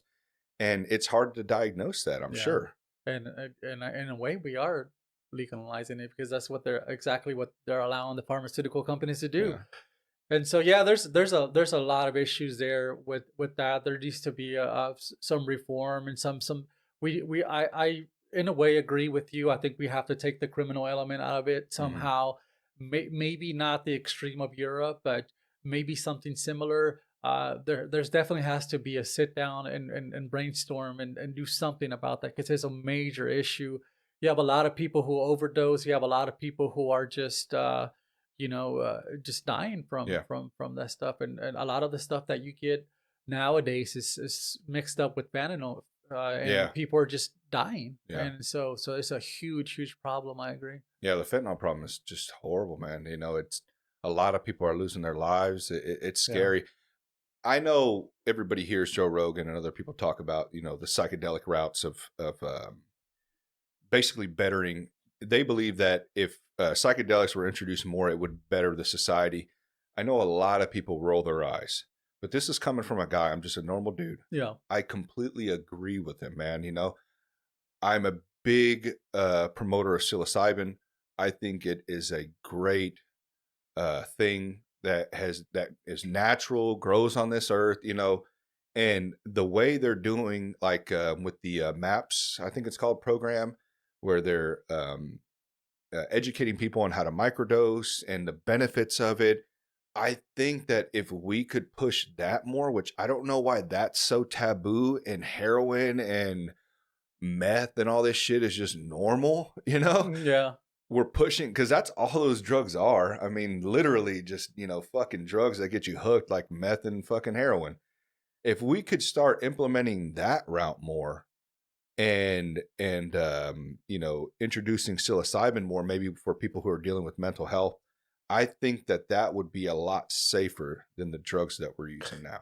one of the things that I saw very interesting on the Joe Rogan show, and I found it very interesting, and I haven't looked into it much, but so there was tribes back in those days that they used to do psychedelic drugs, and so there was a whole tribe of people that would do these sort of mushrooms and drugs like that.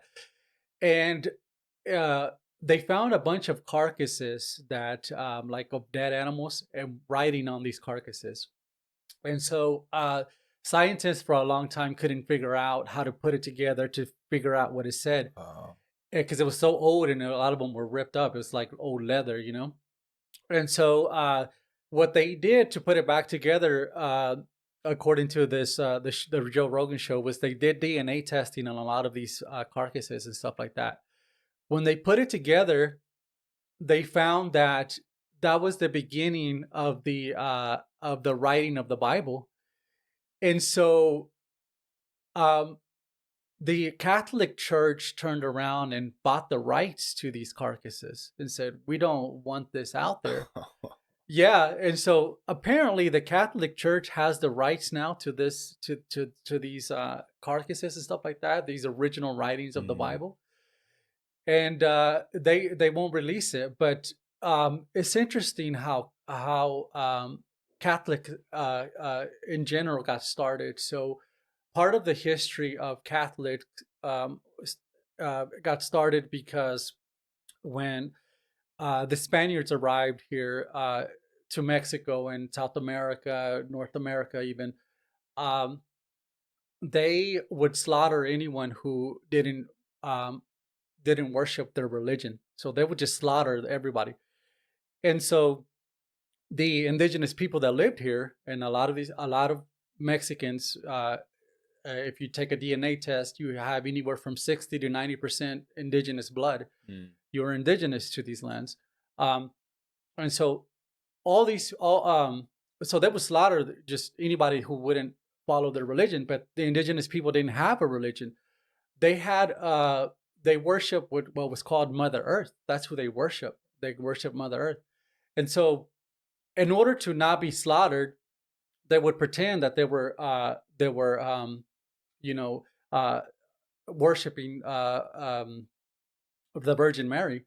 And so they would pretend to be worshiping the Virgin Mary, according to some of these stories, and that's how they would avoid being slaughtered. But that's how it's thought that that's how the Catholic Church and the Catholics got started. Yeah, so that's so it's an interesting story. It reminded me when you said something about the psychedelics and all that stuff. So that's what it reminded me of. So we don't actually know if it's true. I know there's a book out there on it and stuff like that. Yeah, there was one on like the acacia bush, the burning bush in the Bible. Yeah. Oh, really? That where that may have caused like the person that, the people that helped write the Bible in order to hallucinate and kind of come up with the story of the Bible. I don't know if that's true or not, but I remember Rogan talking about that. It was called like the acacia bush, I think it was. I mean, if you think about it, we've never seen people with these superpowers like Moses who would part the sea. We've never seen all these people. So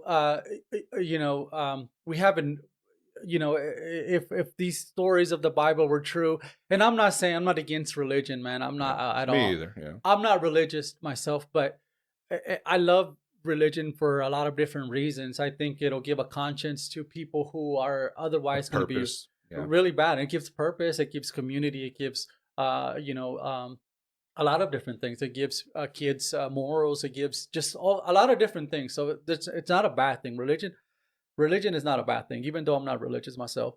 I feel like I've always said this. I used to brag on religion. I've gone in and out. I've been real religious moments, not, then back and forth. But I have had a moment to where I just fucking hated it. You know what I mean? I was just pissed off about it. I'm like, how the fuck does people believe this shit? You know what I mean? Like, what? It's like Santa Claus. You know what I mean? Or like just kind of going throughout history, seeing how much damage it has caused, all that stuff. Wars fought over it, all sorts, or the fucking the issues with priests and kids and all that shit. The molestation that goes on, the moving priests around from church to church, or big mega churches making money, not getting taxed, like Joel Osteen type people. Got fucking churches in football stadiums, But where I'm at now, I believe that the Bible serves a purpose. I think it's kind of a life guide. It helps people navigate through life. There's a lot of good information in it.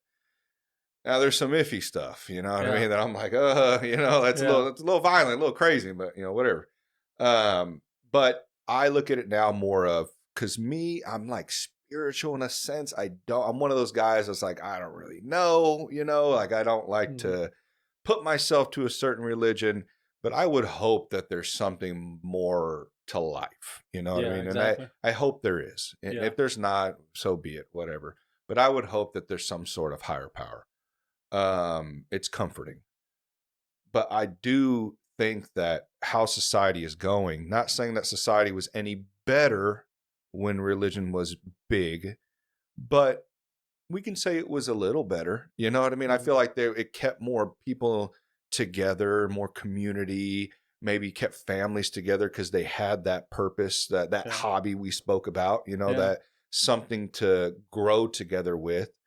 Um, but yeah, so I mean, it's the more I see it being lost as each generation goes on, the more I kind of see young people that are kind of they don't have that. You know what I mean? They Yeah. don't. Maybe they feel lost. They feel alone. And I Yeah. think not saying religion is the only route. You can do whatever you want that you find purpose in, but it is a good It is a good option I just think that we have to get it out of politics for because sure. Yes. there's a lot of politicians going around. We need to Yeah. that we need to Republicans love pulling the religion card out. right, that we need to incorporate religion and state, and that's not what we should do at all. If you think about it, no politician in the history has ever said what type of Christian they are, and there's a huge difference in the types of Christians. You're talking about, for example, I went to a church that was Baptist, and so what I would see personally on at this church was uh, there it was a lot of people that would go in there, horrible people, horrible people. They would go in there and then they would say they would create all these sins and all this stuff, and then they would get baptized and all their sins were wiped Yeah. away, Or right? confession. Yeah. Right, and or confession for Catholics, right? Mm. That's correct. And so you had a lot of people that would go to church for a few months, and then you won't see them for a year, and then they'll come back, and then all their sins will be wiped away. So essentially, if you're saying that you want to create a church that you want to govern church by religion, I don't agree with that at all, Mm-hmm. because who's to say that you're going to tell a rapist or a serial killer, oh yeah, it's fine, we just have to pray for you, and then your sins are wiped away, and no politician in the history of politics has ever said what type of Christian Yeah. they are, and it makes a huge difference. It's And like so, them saying they're Latino. Well, okay, you're Latino, but what are you? yeah, That's what you're saying. So exactly. they're just general. I'm Christian. They're just, Yeah, that can be many things. they generalize it because they want the Christian vote, Right. you have guys like Trump who have switched up Well, they probably do that so they pull all all the all the votes from yeah, yeah. that's exactly why they do it. And so whenever a politician tells me that they're Christian, what type of Christian are you? Yeah. Because there's a huge difference. Mm-hmm. And so, but yeah, Do you think people should be forgiven though? Do you think that's our role as human beings? I think people can change for sure. And I think it depends on what they do, right? Oh yeah, exactly, Like for to sure. me, a fucking chomo, take him in the back, shoot him in the back of the head. I don't give a fuck. Exactly. There's Yeah. some people that that's a mental illness, right? Right. And so Thank you for saying that. I say that all the time. yeah. And everyone's like, not like have you seen some of the shit or Yeah. TED Talks Yeah. where they're trying to, we're trying to fucking label everything. We're trying to create, oh, he has this disease. No, it's fucking, I don't care what the fuck it's called. Yeah. It's not right. Yeah, it's not right. The psychological effects it does on a kid, that kid's going to become an adult. Mm. And I have seen women, men, have watched documentaries on this shit. Exactly. The toll it takes on them when they get older. You are fucking that kid up, Yeah, man. exactly. And it happens from a fucking family member most of the time, Exactly. So think of the trust issues they have growing up. A lot of these homeless people that we have are victims of sexual abuse as kids, in orphanages and homes and all sorts of stuff. That's exactly why I say it depends, man, because I don't think some of these people can be rehabilitated, Right. rehabilitated. Yeah. That's more of a falls more of a mental illness, I believe. But I think like some people who are maybe just not good people, like you're an asshole, you know, Mm-hmm. like this guy's an asshole.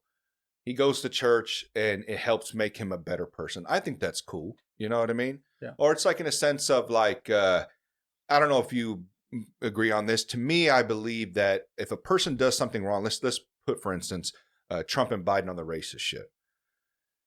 If they were to say, "Hey, I fucked up, man. You know, that was just the times. You know, everyone. You know, fuck, I fell into it. You know, I've learned now. I'm different now." Mm-hmm. Should those people be held to what they did in the past? I feel like they shouldn't. You know, because everyone, I think, can say they fucked up in the past Mm-hmm. and did something that they shouldn't have done or said something they shouldn't have done. You're right. And now, I mean, shit, me, every 5 years, I feel like I'm a different person. You know what I mean? I've learned. I've said a ton of dumbass shit when I was younger. You know what I mean? Even probably 2-3 years ago, I probably said some dumb shit. But I tried to learn and get better. Do you feel like those people should be able to not be held the past over their head? No, yeah, I agree with that. I would agree with that for sure. I mean, some part of being a progressive is knowing that people are humans. I mean, we fuck up. Yeah. You know, it is what it is. We fuck up. Yeah. You know, and so you can't hold people to that because people change, people grow, people and so it's definitely possible. I've seen it. I've also seen people 30 years later and or what 10, 20 years later, and they're the same fucking person that they were 10, 20 years ago, Those are the people that I don't like. doing the same shit. Yeah. Yeah. It's like, come on, man. Yeah. Yeah. But I swear, some people are just robots, dude. They're Yeah. like NPCs in a video game, just or what is it? NPCs, like non-player characters. They're just like Grand Theft Auto. They're just the ones that are just walking around on the sidewalk, dude. Yeah. It's weird, man. Like if you're literally the same dude 10 years ago or the same chick 10 years ago, bro, there's something. You're not doing some self-reflecting. Exactly. Look in the mirror, man, because there's so much you can change about yourself. Yeah. Oh no, exactly. And so for me, I would say I'm a little bit in transition too, because I mean, I went from having a job with Pokernews out of the UK, to politics, completely different. What pushed you into doing that? I felt in poker, I was just already like done with it. I love. Did it take the fun out of it? Well, the travel was too much, man. You're living out of a suitcase. I was in Vegas, 3 months out of the year, living out of a suitcase. And yeah, it's fun for a while, man. For a few years, 4 or 5 years. Get a little homesick. And then after that, you're just ready to come home, man. You're like, and so it was fun. Don't get me wrong. I feel fucking blessed to have done that. Not a lot of people get to do something like that, For you sure. know? I'm covering the biggest tournaments in the world and some of the biggest stars in the world. And a lot of these guys were just, hey, man, you want to go to dinner? Let's go, dude. Let's go. Let's fucking, you're talking about these nice restaurants. Whatever you want, bro. Just get it, bro. Don't worry about it. These guys got fucking money. They don't give a shit. They're like, whatever, get whatever you fucking want. So we had fucking fun with it, bro. We really lived a really good life because we would have it to so the WSOP, the World Series of Poker, has a the King's Lounge. So in Europe, there's a casino called the King's Casino, and so they have the King's Lounge where we had just endless amounts of food. We could just go in there, grab some food whenever the fuck we wanted, and just live like high rollers. I mean, that's the only high rollers were allowed in there. Sure, addicting. And very addicting. So it's fucking addicting, man. It's a great life and everything like that. But I think after that, because of that show, I ended up meeting a poker player who was a favorite poker player of mine. He's a Mexican guy that his first name is Francisco. I forget the last name, Fragon, something like that. And so he used to play on Live at the Bike. It's now called Hustler Live Casino. And so that's a show online. They play some of the biggest cash games in the world at that show. And so I'm sitting there chopping it up with him, at the World Series of Poker, and we're fucking just talking. And then me, him, and another guy from Mexico, because there's a lot of people from Mexico that you'll be surprised at the World Series of Poker. Yeah, they play. Just because they've won satellites online, it's legal in Mexico. So there's a lot of, even my coworkers who are from Europe, they live in Mexico. Even though they travel to the European poker tours and they travel all around Europe, they say it's cheaper just to live on the beach in Mexico than to Is live it in big Europe. in Europe? Oh, poker is huge in Europe. Okay, so that's like that's the hot spot. Yeah, or is that's America the hot spot? What? It used to be here. Now it's Europe. The reason is because of the online game. Okay. So Is it legal in Europe online? oh yeah, it's Okay. perfectly legal, and so that's the reason. And And it's not here. no, it's not here, not Okay. anymore. And Are the casinos to blame for that? I would say the fact that they took out online gambling. I would say That's what I'm saying. Are the casinos behind pushing the I ban think they, on online yeah, I think gambling you're because right. it takes away from their? I don't know if it is. Yeah. I don't know if you know, but Yeah. I think that's what it was. So there was a push for me to the first time I was sort of involved in politics was there was a push for me to get a position where I was gonna try to influence legislation to make it legal. You know, I never wanted that position. I was perfectly happy doing what I was doing at the time, and I didn't really want it. But yeah, that was a big deal. I think casinos were trying to end that. But I think that whenever you have online poker, you have a lot of there's a lot of satellites. There's a lot of small tournaments. That's what satellites are. And so to get into big tournaments, and so the fact that you have these people that are paying, you know, $5, $10, $15 to get into a tournament, could get into one of these big tournaments, right? And so and so they could win a lot of money. And so that's why you see a lot of players, because you can have an average Joe Blow that, you know, just played on a Sunday, random Sunday for $50. He's at work on his phone. Yeah, there you go. And then next thing you know, he's playing. Next thing you know, he really is playing for millions of dollars. And so we're talking, me, him, and some Mexican guy, and he starts showing me pictures of his roosters. And actually, I saw this and I liked it. The rooster over here. Hey, I got that at a garage sale. That's nice, man. I love it. Thanks. And so he starts showing me pictures of his fucking roosters. He's got 17. And so I started showing him pictures of a rooster I had, but I have chickens and stuff like that. So one of them came out to be a rooster. And so I ended up keeping him. And I'm like, bro, he has some nice, you know, fighting roosters. I mean, these were very expensive roosters actually. And I told him, I was like, hey man, let me buy one from you, bro. And he's like, I'll tell you what, he said, you come to LA and I'll give you one. And I said, all right, cool. The WSOP ends in a couple weeks, you know, so I'll be free after that. And then whenever I drive to Vegas, whenever I go to Vegas to cover the WSOP, I'm there for 2.5, 3 months. So I drive. And so, all right, cool. I'll drive to LA, you know, and I'll go pick it up. My plan was to fly him back over here, the rooster. But apparently that's not a thing. You can't just call an airline and book a flight for a fucking rooster.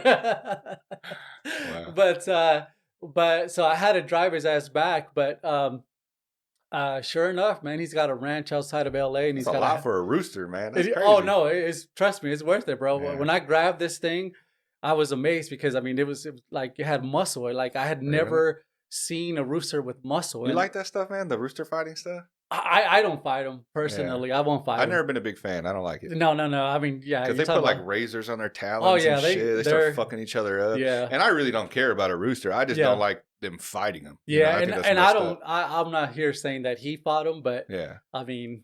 They look like fighting type roosters. Yeah. Taken care of very well. He's a high stakes gambler, so I'm pretty sure they do something. Yeah, you know? they probably do something. I don't know, and I don't get in this business. You know, he's an amazing. No, for sure, I get it, man. Yeah. To each their own. I was saying, I've watched videos. I never liked it, and dog fighting, I've never liked that shit. So I think that's crazy. And then so I was watching. So before I left, I was actually watching a final table. I had just finished with my shift covering, and I was watching a final table. It was Daniel Negreanu, Phil Hellmuth, and then some other random guy. And so it was kind of part of history. And technically, the tournament should have ended there for the next day. But because you're Phil Hellmuth, you can just say, or Daniel Negreanu, you can say, hey, we want to finish it out. And so they got to finish it out, which allowed me to watch because I just had ended my shift. And so I'm sitting there watching, man. I'm a fan too, you know. And so trying to watch history, I'm watching, and the guy next to me happened to be Ryan Feldman, which is the owner of Hustler Live Casino. And so he tells me, he's like, we start talking, you know, And so he tells me, he's like, yeah, man. I told him, like, I'm going to LA here in a week or Yeah. so. And then he's like, man, why don't you come take part of the show? You know, and I was like, to me, that was a huge deal. They have a huge following. And so I was like, yeah, hell yeah. And I was like, I'm already going to go pick up a rooster from Francisco, you know. And he's like, well, yeah, you could do his cash game. Hmm. And so I ended up going to the show, to the Hustler Live show, and got to do the broadcast there live. It was nerve wracking, man, because you have 20,000 plus people watching and live, Oh, I bet. and then hundreds of thousands watch And you're afterwards. commentating, so you want to make sure you get everything right. Oh And man, yeah. fuck. And so, and my game is so different too that, you know, my commentary was a little different than your typical poker player. Um, Well, it sounded good when I watched it. So yeah, the thank you. video you sent me, so Oh yeah, I yeah, didn't know, but I'm also not like a yeah. very smart poker player either. I played just for fun. So Yeah, no, I mean, I had fun with it. It was fun, yeah. and so there was a big joke about it. You know, like he was like, "Oh, so Mexicans were showing each other pictures of cocks, you know, and at the WSOP at the World Series." I was like, "Yeah, I guess technically we were Showing each other our cocks. Yeah, I Yeah. was like, "I guess technically we were the Roosters." Hmm. And so, you know, the audience went kind of crazy because they're like, they couldn't believe, you know, I was in LA just to pick up a fucking rooster. That's funny. And, but yeah, no, I had fun with it, man. And this guy, they ordered money like it's fucking candy, bro. I mean, Yeah. I think at the end of the night, Francisco ended up losing over 100 something thousand dollars, Damn. and he told one of the assistants there. I don't know if he works at the casino or what. He's like, hey man, bring me 40, bro. I need 40. And we're there talking, you know. And he's like, what do what do you want to eat, whatever. And he, you know, they brought it over to me and whatever. And then the guy comes with 40,000 in cash, and I'm like, you just asked for 40,000? Like, I thought he was asking for like $40 or some shit. Damn. And to them, it's like nothing, bro. It's like, you know, it was like, oh, here you go. Here's 40,000. That's Like crazy, it ain't dude. shit, you know? So And, how did you transition out of that and into what you do?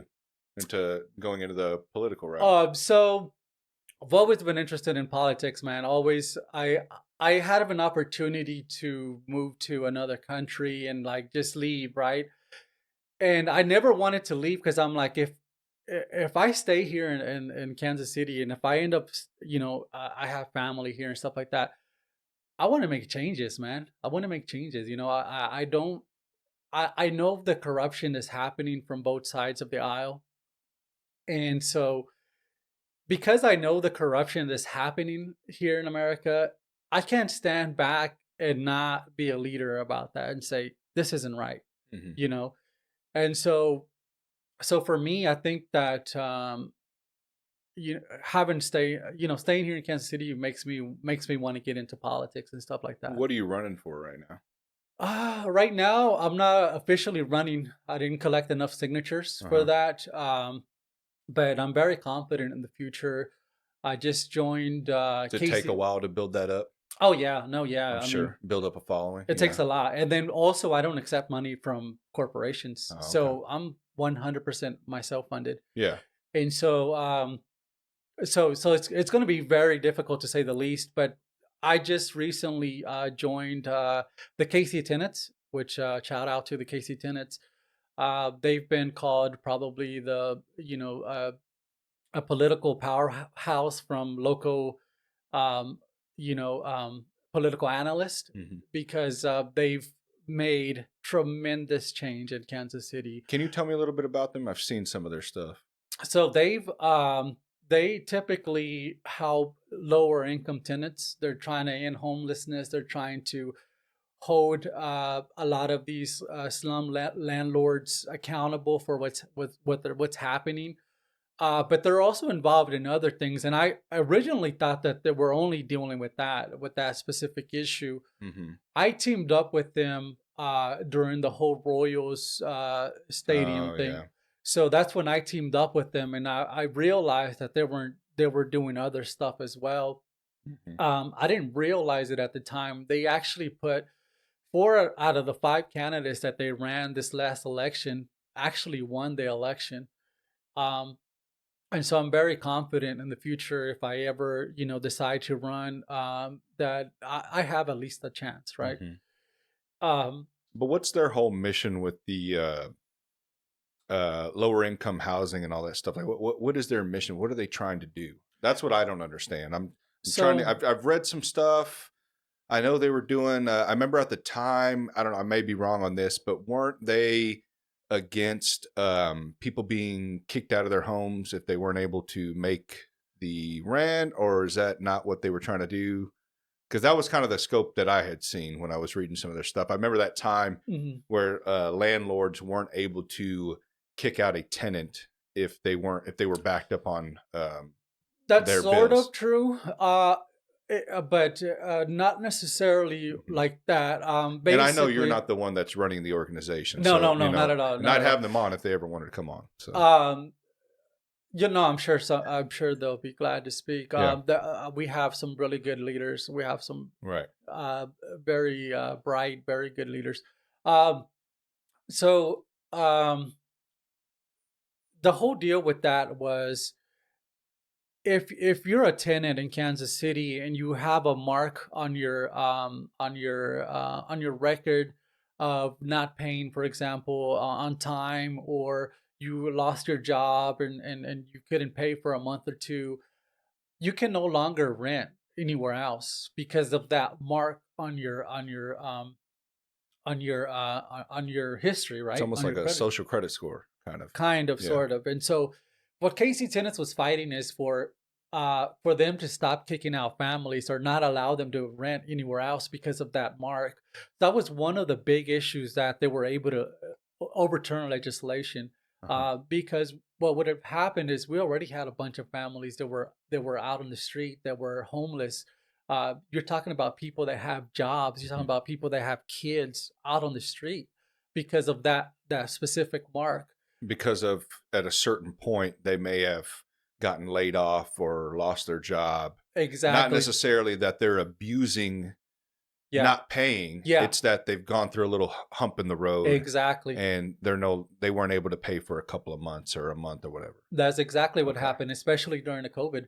And so that was one of the major ones. The other major one, Quentin Lucas tried to pass a bill in which he was trying to say that affordable housing was $1,200 a month for a one bedroom, um, He said which that was was affordable. that was considered affordable for him. That Jesus. was considered affordable for him. Yeah. So we did not stand for that, of course.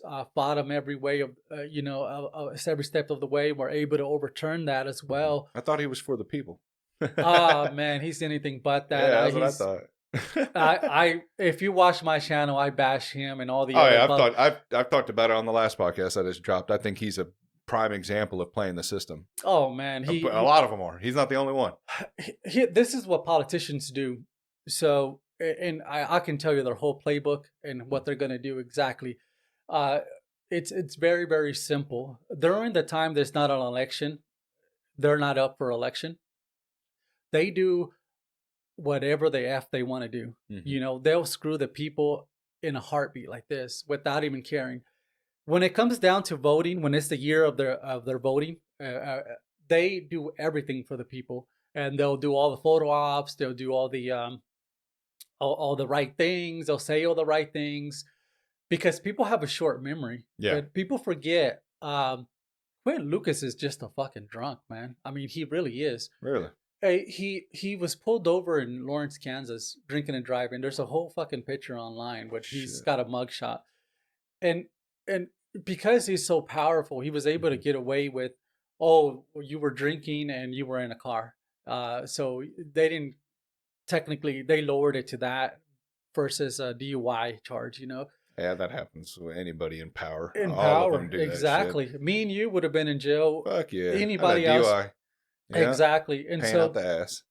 and I've so heard he even like hides like his family because he's like with a white girl, I guess, and like he doesn't want the minority community knowing that because it's gonna I don't know, mess up his, reputation of being African American. Like he does a lot of weird shit I've heard. They all fucking do They're like stupid playing shit like it. that. Like what? Why are you going to do that? If that's true, that's just what I heard. Yeah. But why are you going to do? Who fucking cares? If Yeah, those people, exactly. if those people I agree think there. you're less black because you're with a white woman, Yeah. come on now. Then you shouldn't want to be playing to those people. Exactly. I mean, come on now. Exactly. We all love each other, man. Who cares? You know. And so to continue on that, I mean, all of our politicians up and down.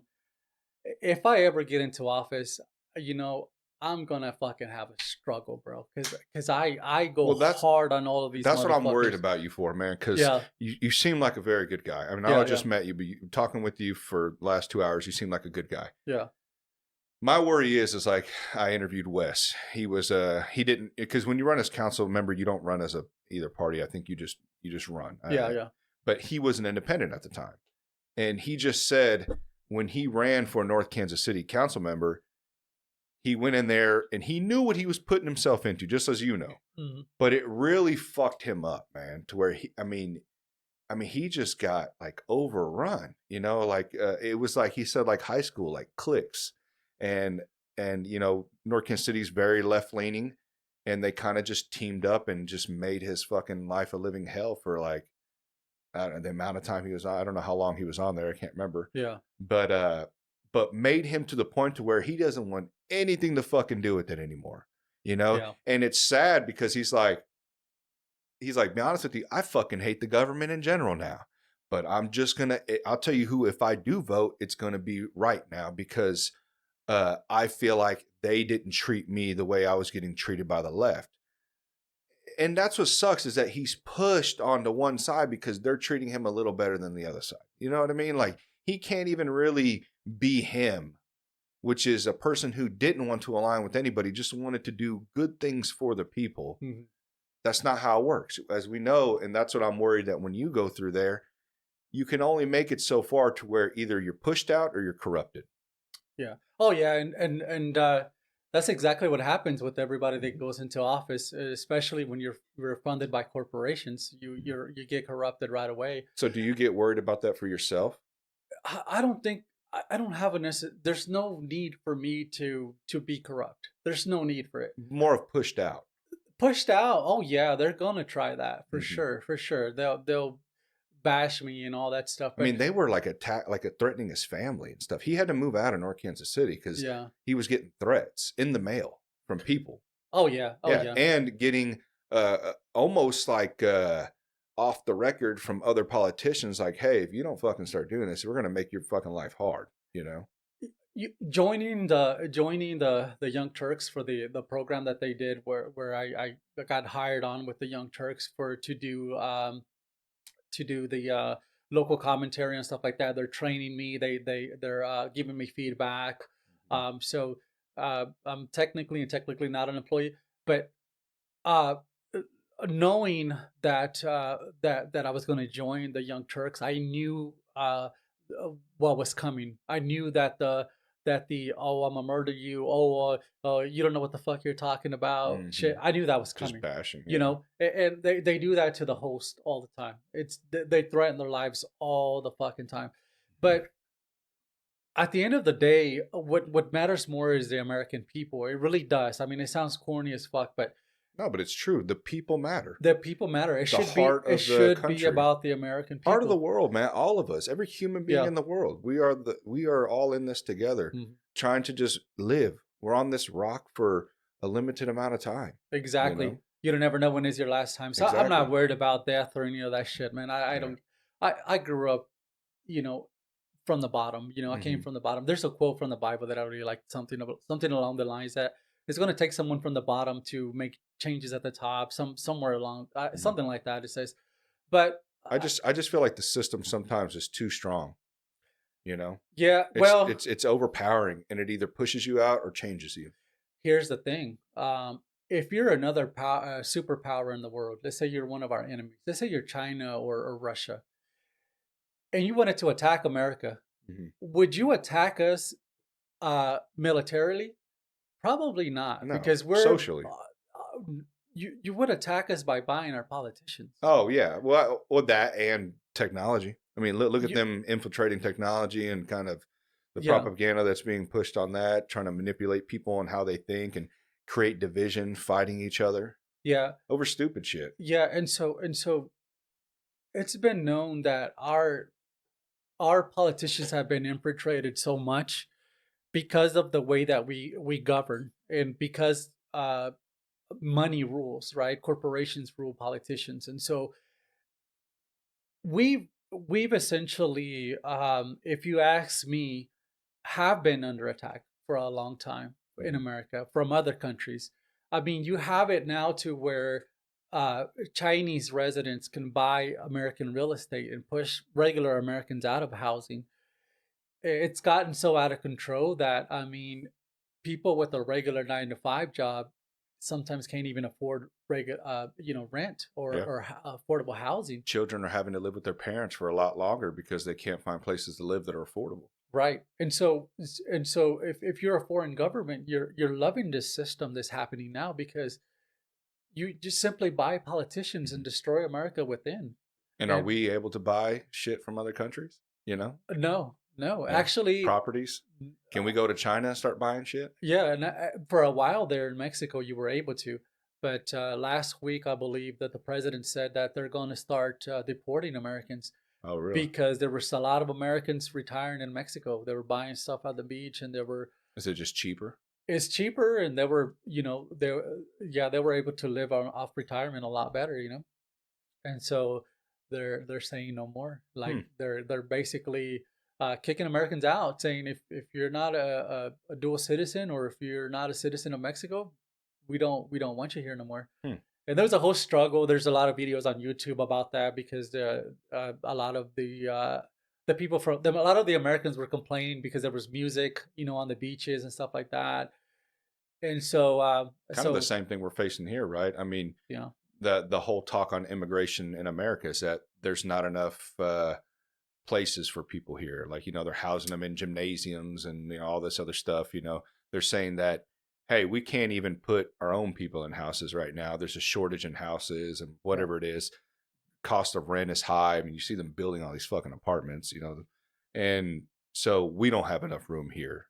So I see the both sides, yeah. Mexico side and America side on it. Yeah, no, yeah. So let's talk about immigration here. Yeah. Let's think about this.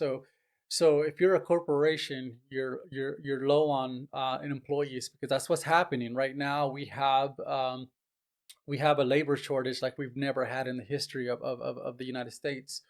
It hasn't been since the First World War, since we've had this issue. So the first time that women were allowed to work was during the First World War, because we had such a big labor shortage. And that's the reason why they did it. Yeah, that so was, it wasn't like, hey, everyone should be able to work. It was just like, oh, we need more workers. No. I guess finally let them work. Yeah, that was during the First World War. And not only that, that's the second time that America brought in the Bracero program, which was Mexican workers. Essentially, they were slaves, man. They would line up. If you ever Google this, and you see the pictures online, they were all butt naked. They would put them in lines and butt naked. They would spray them with a bunch of chemicals, grab them by the balls, and make them cough. And I don't know why they did all this. I guess it was physical or whatever, or part of the process. Yeah. I don't know, but it's weird. They ended up giving them money in the mid 2000s. I think it was 2014, 2015. They had to give them reparations. Really? Yeah, they had to pay them out, because it was the conditions were so bad that a lot of these guys weren't even being paid. But to the people that were actually working? Yeah, to the Mexican workers, because initially were they still alive? What year was that when they were sprayed with chemicals and stuff? This was initially around the time slavery ended. Was the first time they had the Bracero program. Then they briefly ended it, and then they brought it back during the First World War to get more workers. Trying to think what year that is. I don't know the year off the top of my head. Early 1900s? No, I don't know, but I feel stupid right now. No, I should remember this, but I don't remember it. So when that happened, where was I going with this? You got tissue. It was in 1914. Yeah. You got tissue. Oh. 1914. Yeah, 1914. Yeah, it was in 1914 to 1918.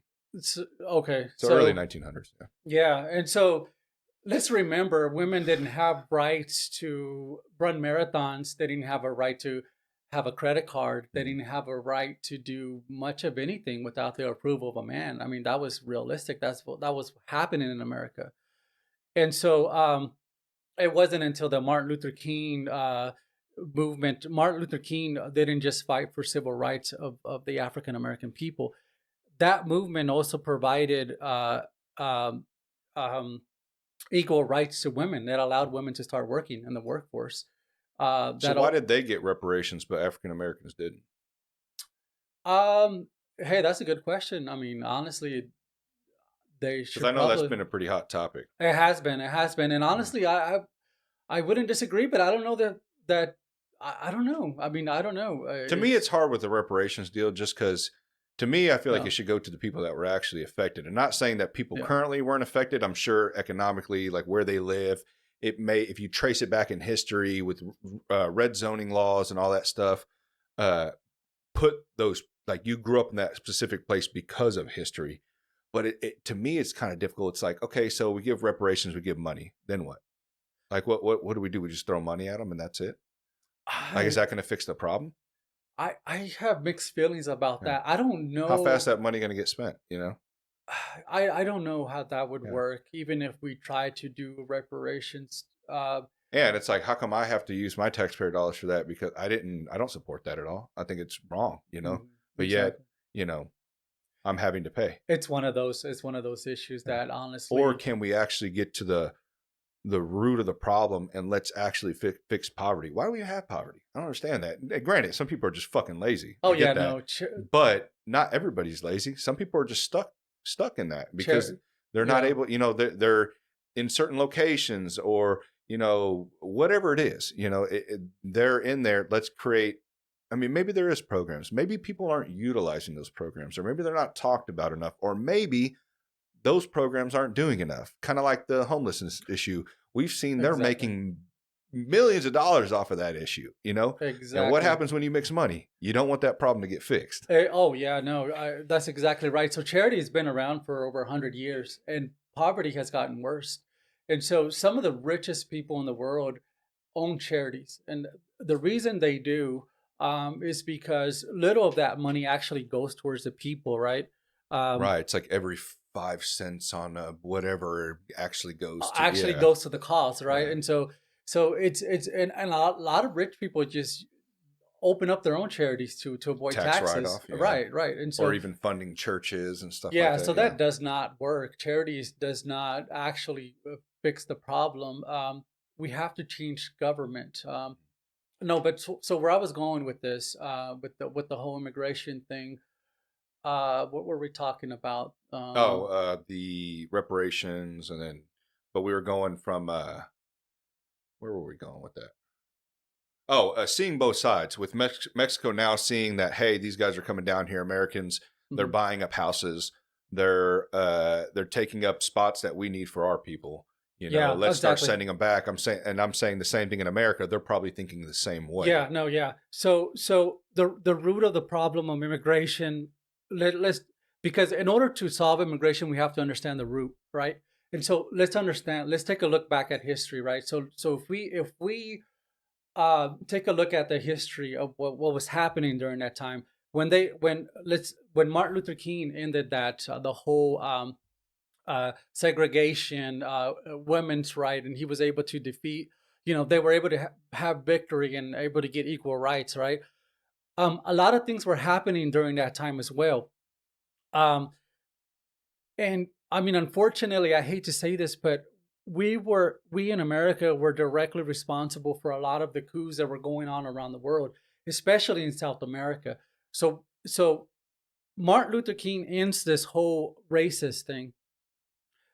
They end the Mexican program, and Mexicans already know, hey, there's money in the United States working in these fields, so they're already coming back and forth, right?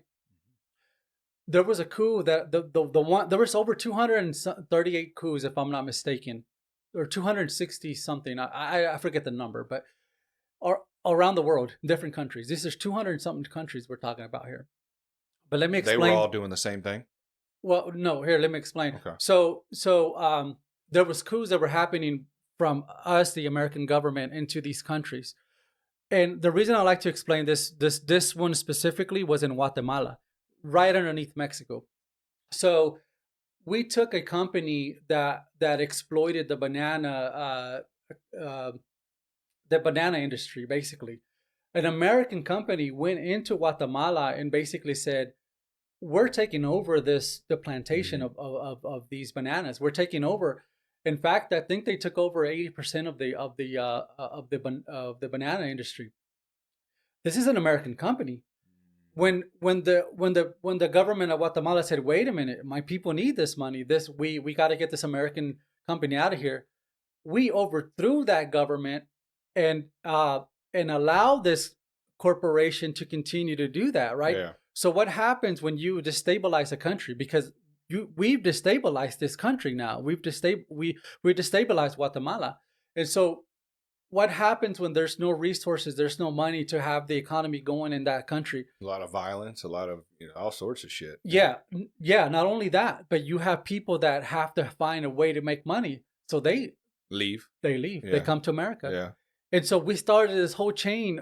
Mexicans were already coming and going, and then we blame that country. And then another country comes, starts coming in America. All these Guatemalans, they're right underneath Mexico, and then we create coups all over South America, and so all people started coming illegally, right? Yeah. And so that's what started the illegal immigration in the country, which is not talked about. That's not talked about. And so if we want to solve illegal immigration, people hate that I say this, but it's true. We have to help restabilize those countries where people are going to say, we don't want to go to America. We don't care. We love living on a fucking island. And, even though we make a little bit of money, we're happy. But you're saying help because we started the problem. We started the problem. We sure not did. Help a country who we had nothing to do with. Exactly. We're saying help a country that we fucked up and now we need to fix. If we're going to spend all this money on wars, we might as well spend it on helping other countries restabilize and have people go back to their own countries. Yeah. And I believe that a lot of people don't even want to live here. They really don't. Was there a reason why they took over that banana industry? Is it just all money. just based on money? Yeah. Money. It wasn't that we were having issues getting bananas or whatever the fuck it is. Like, it wasn't any of that. It was just money, probably. Just money. Just greed. Or we could do processes or better, or, we could help them grow it, or. No, it was just greed. That's all it was. And so we exploited different countries for their natural resources, for their governments, for their assistance in wars. Mm-hmm. You name it. There's so many different coups that we've created. Now, I'm not saying that that directly can solve the issue, but it'll help. And so okay, so now you come to modern history. So let's look at immigration now and how to solve it. So now what we have is this huge labor shortage, right? We have this huge, a massive amount of people that retired with the baby boomers. The baby boomers. These were people that were born in the 60s and 70s. This is when America was booming. This was when we put the American people first. This was when America was modern with high skyscrapers. We were like the equivalent of China now. China makes us look like we're living in the Stone Age. Unfortunately, but there were some people back then that were using cheap immigrant labor in order to build those things as well. That was being used even back then too. So there were some American workers that were being cut in the 60s and 70s. Yeah. It was there was like Polish people, and I'm sure African Americans and Latinos. I'm sure they were all being used as well. No, they were definitely being used. But my whole point is, back in those days, you can have you can be single, you could have a normal regular 9 to 5, have enough to buy a house, have enough to buy a car, and have enough to put money in your savings account. So Americans have your wife could stay home and take care of your kids and stuff like that. Yeah, exactly. The family was put together, and so you had people that were having babies because of this, right? So these are the baby boomers that are now retiring, and so that was the height of America, and that was when it started. When the corruption started with Nixon, right? That was the beginning of the downfall in '73, I believe, with Nixon, the Nixon administration. Mm-hmm. And so And so you have this, you have these people that are coming in massive numbers. I got lost where I'm at here. Oh, the labor shortage. The labor shortage. So Yeah. so now we have this labor shortage in America because these baby boomers are retiring, and people aren't having kids like they used to because they simply can't afford it. Yep. I mean, it's not affordable for people nowadays. Like Or I said, we're telling them not to, which is understandable. You know what I mean? Because think yeah, about it. A long time ago, that you were having children in your late teens, early mhm, 20s, right? That yeah, was common. that was common. But Yeah, now that we want better for our kids because we know the struggles of being a very young parent, it's best to wait a little bit, you know? yeah, So I would agree. Yeah, we're telling them that to wait a little bit, go to college, do all this stuff, and we're making labor jobs seem unappealing yeah, to most the younger crowd. Also, I feel like depending on, you know, depending on where you go, mhm, it's hard to make money on a labor job. You know, it's hard to go in there and try to, some of these jobs start out 14, 15, $18 an hour, and that's not what it used to be. So, or that amount is not what it used to be. It's a lot different now. You oh know, yeah, the dollar is definitely decreased in value. oh yeah. It's definitely not what it Yeah. used to be. I So mean, it doesn't become appealing anymore. mhm, Nobody wants to do it. Everybody wants to go into tech, or everybody wants to go into something else. mhm, And on top of that, you're facing social media where people are like, well, I want to live like that guy. yeah, That guy doesn't have to exactly. swing a hammer all day. Fuck that. I want that, you know? So you have all these things, and you wonder why we don't have people here to Yeah, build things anymore, you I know? no, yeah, I agree. I mean, there's money in everything. I think that Mhm. you can get a trade and make pretty good money, and You can, you but know, we're not making it appealing in yeah. schools. I feel like it's more of college, college, college. Oh yeah, they We push don't for really push college. Votech. Yeah, Go learn a trade. I mean, you can go be a plumber, make good money off of being a plumber, or yeah, whatever it is. And you know, I'm not saying the generation that's now or whatever it is. I'm not going to be the one to be like some of these people are like, oh, they're lazy, they're this and that. There's a lot of good younger guys and girls that are great. You know, they're yeah. going into these fields, but it is becoming unpopular, and Oh there's yeah. a reason. I don't think you necessarily need college nowadays to be able to do something, you know, with your life and make a lot of money. But I can I play devil's advocate yeah, on go ahead. that? Go ahead. I used to say that too. Hmm. Okay, but being in that field, it just depends, man, because like you said, nowadays you go into these jobs in this blue collar work field, and you're not making what you used to be able to make. You Hmm. used to be able to be a plumber, just a normal 9 to 5 plumber, Hmm. and you used to be able to have that nice 2-story home with you could have 3 4 kids, 2 cars. Your wife could work, she could not work. Hmm. You used to be able to live off of one salary, Oh yeah. and now you can't. Oh yeah. You Yeah. can't. $25 an hour is not the same. And what they're telling people is, well, adjust how you live. Oh yeah. How can you tell somebody? How do you know what's best for me? Yeah. You Exactly. can't. You can't have that truck, or you can't have that motorcycle. You Hmm. can't have that boat.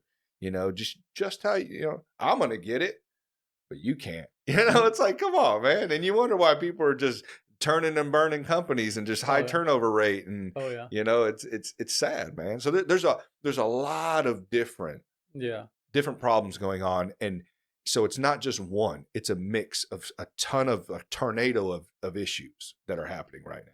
Oh yeah, definitely. But to go back a little bit there on the immigration issue, so because of this labor shortage, the you know the shortage of workers and all that stuff, what ended up happening is these corporations started telling their politicians, "Hey, we need workers. We want we want them here. We want them now. We need them."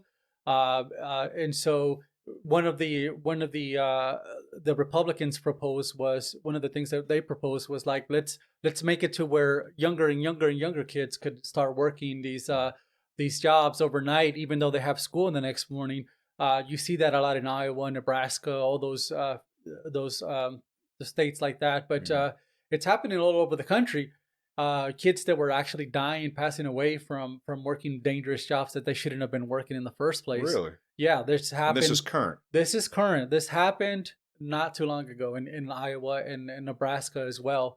So it's happening. It's happening, and so the whole idea for the Democrats was, okay, well, let's bring in migrant workers, right? Let's ease up on some of these regulations and bring them over. Perfect. I don't mind some of it, but I disagree with how they're doing it, because what's happening is that they're bringing them over and they're not giving them work permits.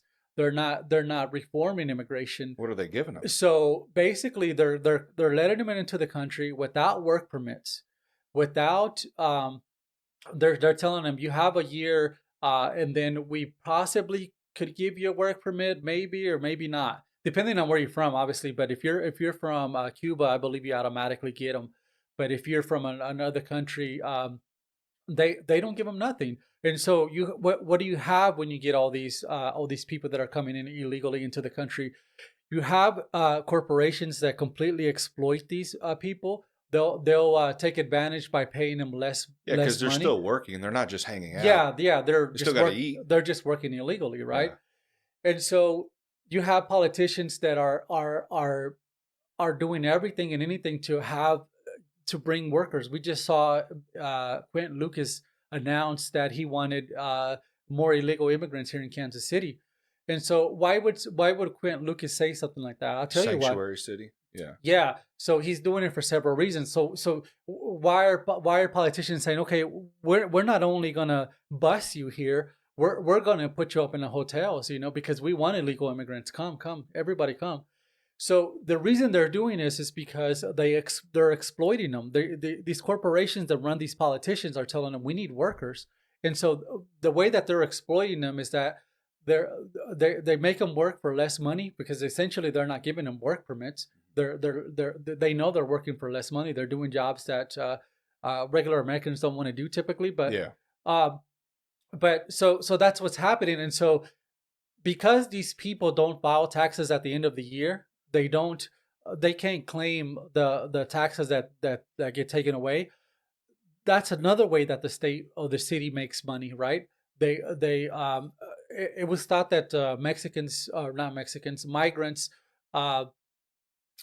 saved the country from going into a recession this last quarter, because of the workforce that they brought in, the massive amounts of people that were needed to work a lot of these corporate jobs, not corporate jobs, but these jobs like that were vacant, labor jobs, and so that's exactly what's going on. And both parties, in my opinion, are directly responsible for what's going on. Whenever you hear a politician say, "Come, the borders are wide open," that's not something that they come up with themselves. You got to think politicians are run by big tank groups, and these tank groups tell politicians what to say, what not to say. Everything is by design. And so when you have a politician screaming, "The borders are wide open, come on down," I mean, Biden's letting everybody in. That's by design. And so I believe that both sides are because they both take money from these corporations. I think both sides are responsible for what's actually happening. It's almost political theater. I mean, it really is. I mean, they're taking advantage of the system that we have in place, in which was created back, started in the early 70s with Nixon. I think that during the administration of the Ronald Reagan, he's the one that changed everything politically, because Ronald Reagan essentially changed the law where you were able to donate unlimited amounts of money. If you were a corporation, you could then now, and this was called, I believe, Citizens United. You can look this up, but basically that gave all the power to corporations to give to politicians, which in turn created nothing but corruption in our country. So, but I thought lobbying was illegal.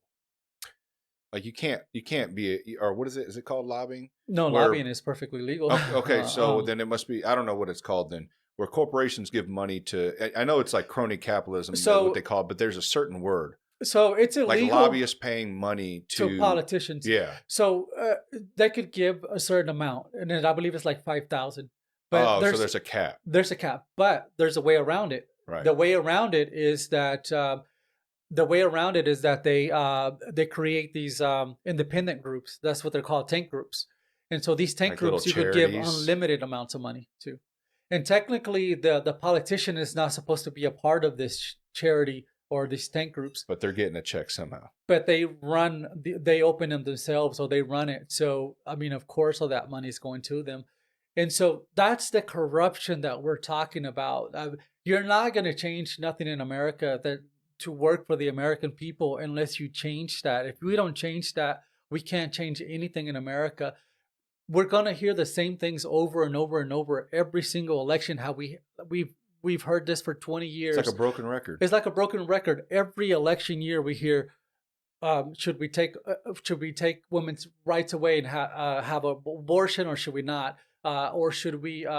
You should be scared of the Republicans taking that away. Immigration, guns, or you should be scared of the Democrats because they're letting in all these illegal immigrants. Yeah. And so you keep people fighting against each other, but it's the same shit over and over and over. And who gets screwed? The American people get screwed. And our country just continues to go downhill. And so unfortunately, that's the actual problem. That's what's happening. We're busy fighting. They're busy making money. Exactly. Yeah. Exactly. Let's take a break real quick. Yep. I want to get back to this though, but let's take a break. All right. All right, we're back. Yeah, I totally agree, man. I think the immigration problem, it's such a difficult situation, man. I do know what's working now is not working at all. I don't know what to say, man, on that. My libertarian side's kind of like, fuck it. Just, I know the libertarian side's kind of divided when it comes to immigration, but, I'm a big supporter of Spike Cohen, and I think his thought on immigration is more of like, just forget about borders. I think maybe it's changed. I don't know. But I see issues on both sides, not having borders and then having them. You know what I mean? Because I think the process for it to come over to the United States is very difficult, right, which is probably causing a lot of the issue too. I've heard of you have to have money, you have to have some sort of property, stuff like that. And then just kind of just keeping it a line in the dirt, I could see issues with that as well, security wise. So I don't know. I don't know what the issue is. Maybe just neighboring countries, getting together, trying to help their people. That's what they should be doing. But you say that and it sounds so easy, but it's not happening. And I don't know if they want it to happen, to be honest with you. Oh yeah, no, they definitely don't want it to happen. Yeah. I mean, because we could definitely end immigration if we really wanted to. What do you think would fix this issue? And I'm sure you don't know there's probably not a concrete, solid way, but there's probably some other options we could try. Oh yeah, no, for sure. We need to help restabilize these countries that we unstabilized. Right. And so put in government that's working for the people. We need to take out dictators who are ruling these people. And so that's what's going to get their economies going. That's what's going to get people to... People don't really want to come to America because they want to live here. People are perfectly happy in their country. Their families are there. Their friends are there. People are having to come here because they have no choice. Yeah. And so... and then they stay because they've been here for so long. Why go back now? Yeah. I mean, you're already here. Maybe you have kids or grandkids here. So now you're stuck here. And that brings me to another point. The solution from Donald Trump is continue to build a border, right? Build a border and continue to do that, and build a bigger border and continue to build on that. The problem with that is you have to understand that a lot of the people that come here, and I would even go as far as to say most of the people that come here, don't want to stay here. They're here to build a house in Mexico, to start a business, or in other countries to start a business, and then never have to come back. Really? And so what happens when you build a border and make it more difficult for them to come come and go or come and leave, uh, they're almost forced to stay here. And so it's almost impossible for them to illegally come unless you pay off corrupt officials and or What do you mean corrupt. they're forced to stay here? In a way, they are, because if you think about it, back then, even like when I explained my family history, they would just come back and forth, and so Oh, because it's going to cost them more money to go back and yeah, forth. yeah, Yeah. So they're exactly. stuck here. Yeah. So a lot of them are, man. A lot of them make families here, get married Yeah. here, and so. So you're saying if they were to freely be able to travel back and forth, I would. they wouldn't stay. They would work and then Yeah, go back. I think that would go. For the most part, I don't think people want to stay here in America. I Right. really don't. It's not a thing. People in other countries don't want to come to America because they think it's free or because they think that's not Probably depending on where you come from. depending on where you're You come coming from for a sure. war-torn country. You're like, right. fuck, I want Yeah, to stay you're in right. America. Yeah, you're right about that Mhm. one. But having traveled to other countries and from what I hear from people and from uh it's not necessarily a thing for them to want to stay here in America. They're coming because they have no other choice, Mhm. right? And this whole border thing is old politics. You got to remember that Jimmy Carter was the first one to put a border up, a border fence, and that didn't work then, and it's not going to work now. We need to work with governments to to take out dictators, to take out the people that are. But because we don't really want to solve this, our politicians don't want to solve the issue. They need those workers. Their corporate donors are telling them, we need these workers. You get these workers to me. It doesn't matter if you're a Democrat or Republican. On TV, they can fight all they want and make it seem like they're fighting the issues, but they're not fighting the issues. If they wanted to solve the issue, they would at the very least talk about the core of the issue. And for most people, they have never seen progressive news. This is the first time that they're hearing someone speak the way I'm speaking. Right? Mhm. Uh, they're not even addressing the core issues. I feel like sometimes too, when you speak, it's almost so shocking because it's unfiltered. They don't even know how to process it because they've been for their entire life just consuming bullshit propaganda. So they don't even know. They're like, it's almost like what they call television. It's television. It's Yeah. almost like a mind control type.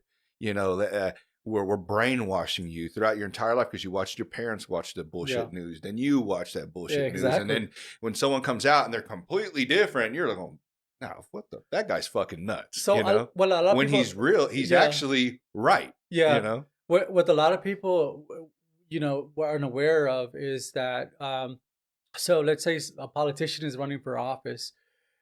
These commercials are $1 million commercials, and so when you're running for office, you're taking millions of dollars and you're giving it to the news station or the channels and the whether it's right wing or left wing, it doesn't matter.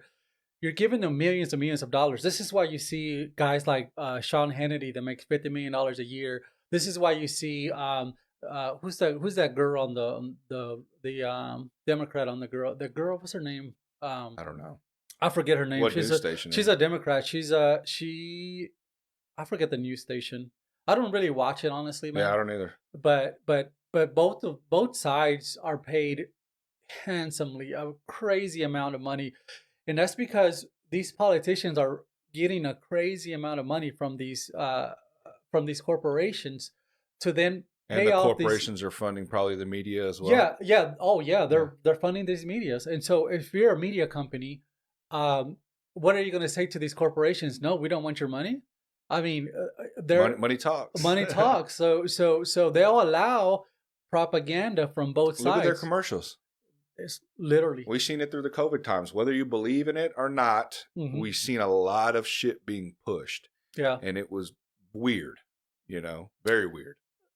Well, I mean, I have mixed feelings on that, but yeah, I would agree. I specifically mean Pfizer. How many advertisements for Pfizer I've seen was kind of insane. Oh, yeah. I mean, yeah, big pharmaceutical companies. Yeah, they always. And I'm not saying the vaccine worked or didn't. That's not what I'm talking about. I'm talking about money. Money talks. Nothing's free in life. We've seen shit being pushed. Look at recently this stadium proposal. I mean, that was just a huge example of. I mean, I watched. I actually contacted. I see one of your videos on that Manny Albarca guy. I actually watched a document or a interview he did with Interrupt KC, which is a new podcast they have out. And I mean, just kind of watching, and I'm not saying I don't know the guy. You know what I mean? I did reach out to him because there was some conversation about him wanting to come on.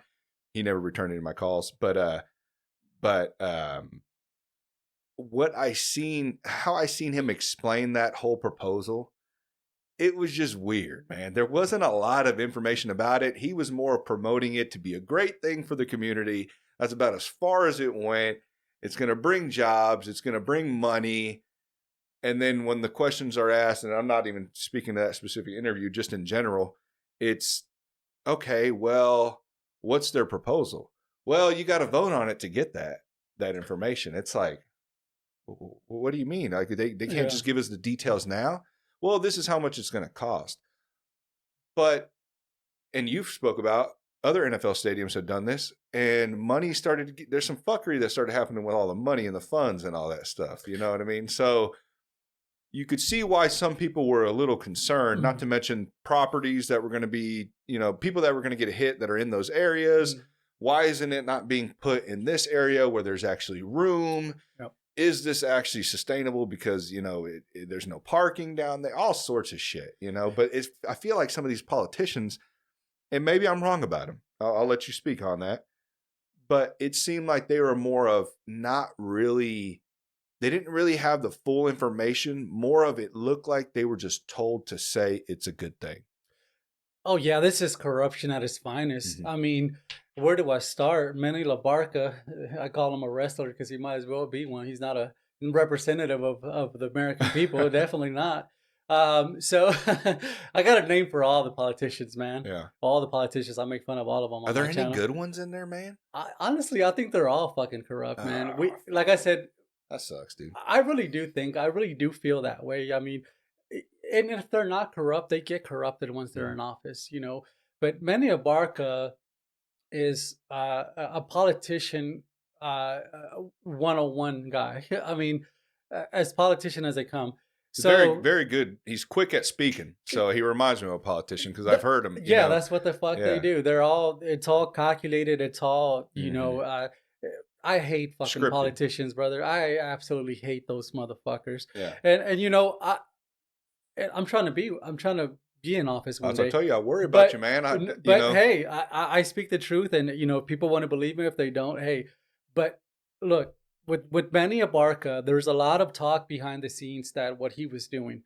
So apparently one of the deals that the Royals organization was offering him was a luxury suite for him and his family for the rest of their life. For him to push that propaganda on the Royals. So here's the thing. The Royals wanted to raise taxes because they're saying, oh, no, it's just an extension. No. It was a raise in taxes. Let's get it straight. So it wasn't, because I took it as it was an extension. They made us believe that. They spent $6 million making us believe that. There was a lot of commercials on that. I believed that myself. Yeah. And so, so what happened? The Royals said, okay, we believe that we shouldn't have to pay for this, for a Royal Stadium. We want to increase our attendance. We feel that if we build a stadium downtown, and we feel that you, the taxpayers, should pay for our stadium, even though the owner's a billionaire, and even though the franchise is worth $1.2 billion or something like that. And this is going to bring economic booms and blah blah. And they spread this whole propaganda. Manny Abarca was the guy that was spreading the propaganda for him. And there's been 130 studies that have been done all across the country. Major League Baseball teams, football teams, NBA teams. None of the studies that have been done of 130 new stadiums that have been built across the country, none bring the economic impact that the people pay out in taxes. You're talking about raising the taxes on people for the next 40 years, people that are already living paycheck to paycheck.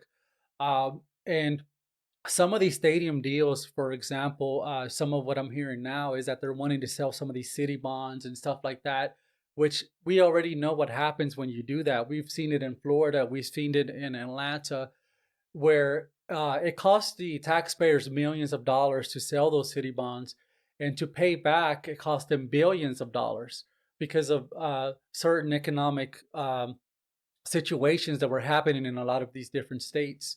So what happens when you have when that happens, you then have to continue to raise taxes on the people of Kansas City, because not only are we paying their maintenance, we're paying their employees, but we're also paying we're also giving them all these subsidies.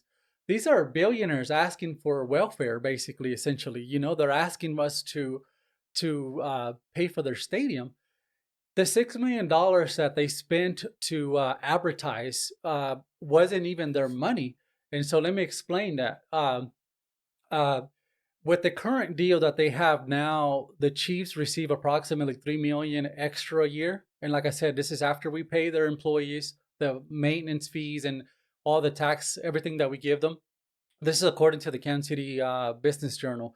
They get an extra $6 million. Both teams get about an estimated $3 million extra from the taxpayers. This is just extra that we're giving them just because. Every year? Every single year from the current deal.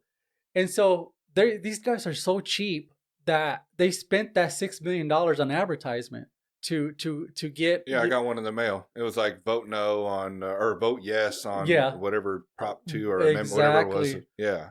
And so it was like liberals are trying to take our stadium. I was like, oh God, now they're mixing that shit into it.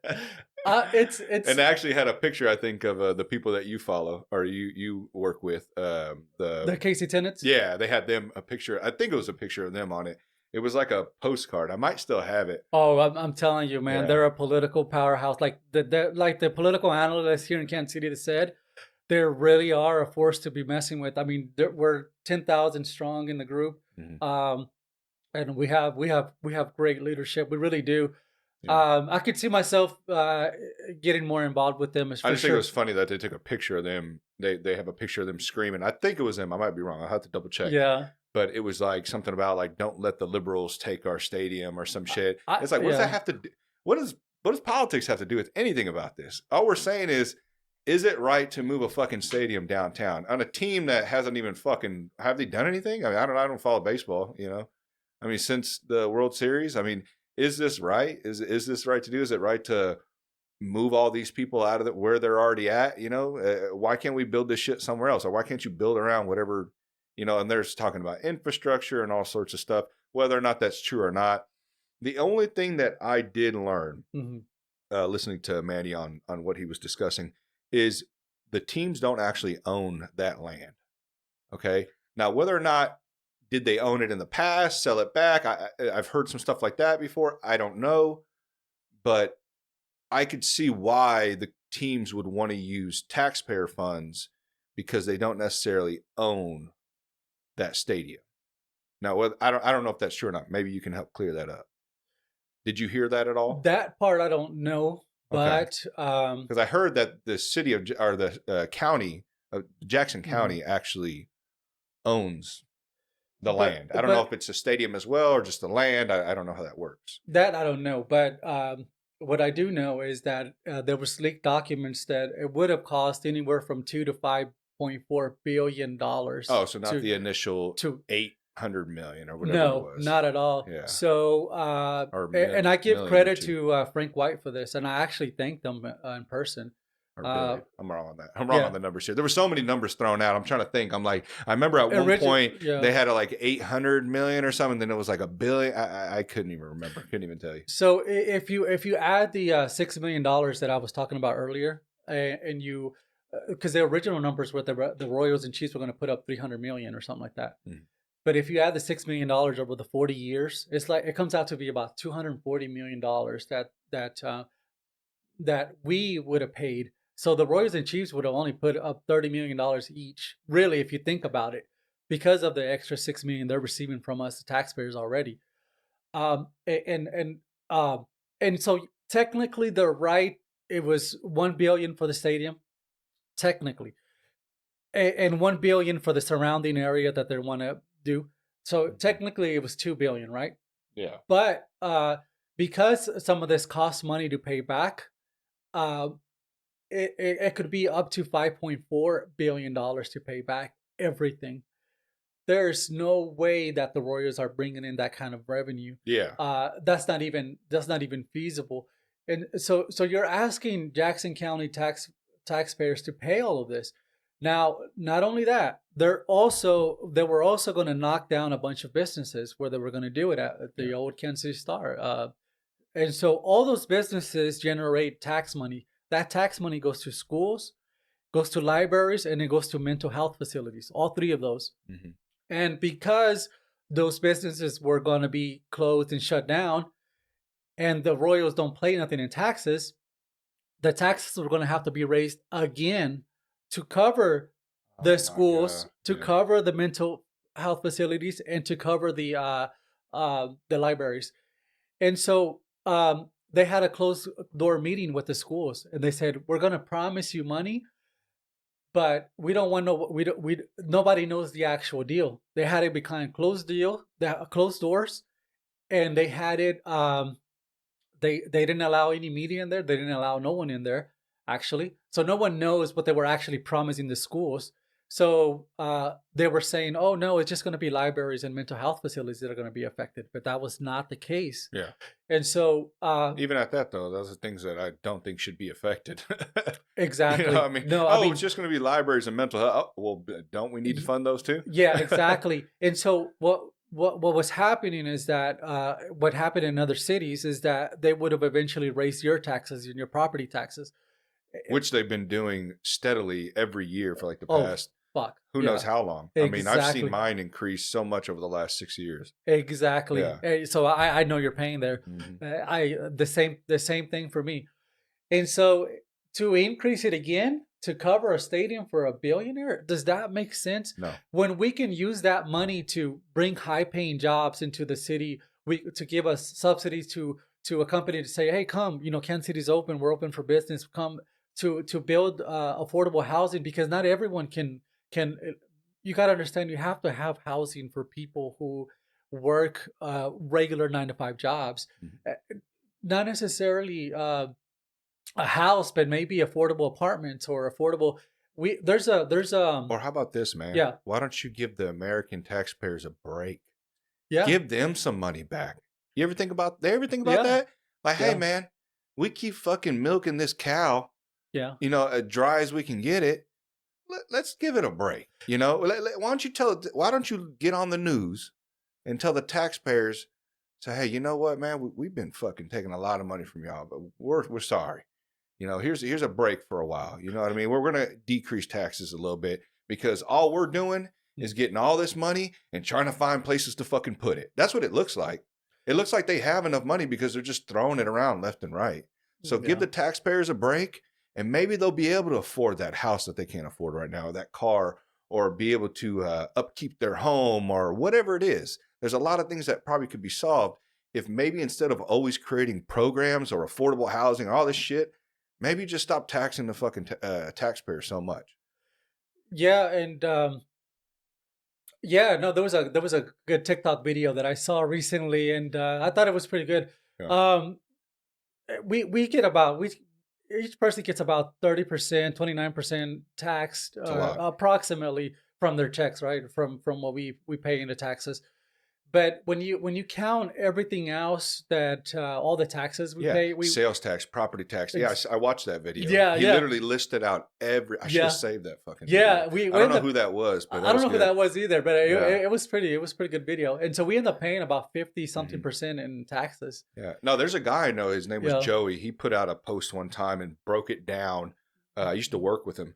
And he broke it down, and literally, I think it came out, and I might be wrong on the numbers, but almost half of your check goes to taxes. If you consider all the taxes that you pay throughout you living, not just taxes off your check, buying stuff, all sorts of stuff, you're getting taxed. If you add all that up, it's a lot more than 30%. Oh yeah, and right after we had that big victory party against the Royals and Chiefs, I had a interview with the Kansas City Star, and and I talked about some of all this. The whole process was a complete mess. And I wish they would have wrote everything that I said, but they didn't. They obviously, They edited it. I talk bad about fucking politicians, man. Any chance I fucking get, I fucking go off on them, and I don't give a shit, man. They can hate me all they want. Yeah. But but but yeah, no. This whole thing was a bad situation, man. I mean, you're talking about increasing taxes for the people who are already struggling. Right after we won that victory, and we did the whole they did a whole press conference. I believe they interviewed a few of us from the team, but the Royals and the city announced that we actually had a surplus for the first time. We had not necessarily a surplus, but we had money for we had extra money. I forget the actual post that the city did, and that was because we directly we were the ones that we wouldn't have had that extra money for teachers or for if we would have lost that vote. And of course now they're trying to I did a prediction online and I made a video of it, and I made a video right after we won that. I said this is exactly what's going to happen, because I know politics, I know our politicians, I know what's going to happen. I said I'm going to predict that they're going to go around the voters and they're going to pass the stadium anyways. So I made a whole video about it, and I said this is exactly what they're going to do, and this is exactly how they're going to do it. What happened a week later after that? Brian Platt comes out, the city manager comes out and says, you know what, we don't need the Jackson County voters. I'm the city manager. I can overturn this vote and essentially, I can overturn this vote and essentially make the taxpayers pay for it anyways, right? That's essentially what he's saying. And so talk about abuse of power. Right there are just animals, man. That's what they are. And so that's exactly what's happening. And I'll make another prediction here.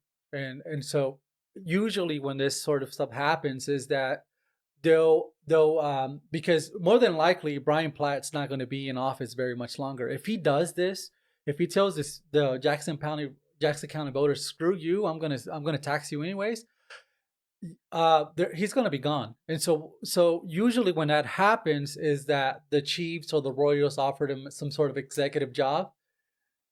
Usually that's what happens. And so I'm going to predict that he's probably going to be some sort of... It does happen. Look at the documentaries they have on the FDA. I watched one that said that there was people in that worked for the FDA that would pass certain things for certain companies, namely the pharmaceutical companies, and then they would get a job after they resigned from their position from the FDA. Politics 101, baby. That's what's happening here in America. That's what's happening in Kansas City. And so I think, though, that I think that they, and tell me if I'm wrong here, I think they knew this was going to happen. I think they didn't think it was going to pass. Now they're talking about moving out to Kansas. Do you feel like that was their initial plan all along? Because now they're looking at what's it called? The West Village or whatever? Legends. They're looking at several. They're looking at Legends and then Legends and Kansas City. I think I don't think that...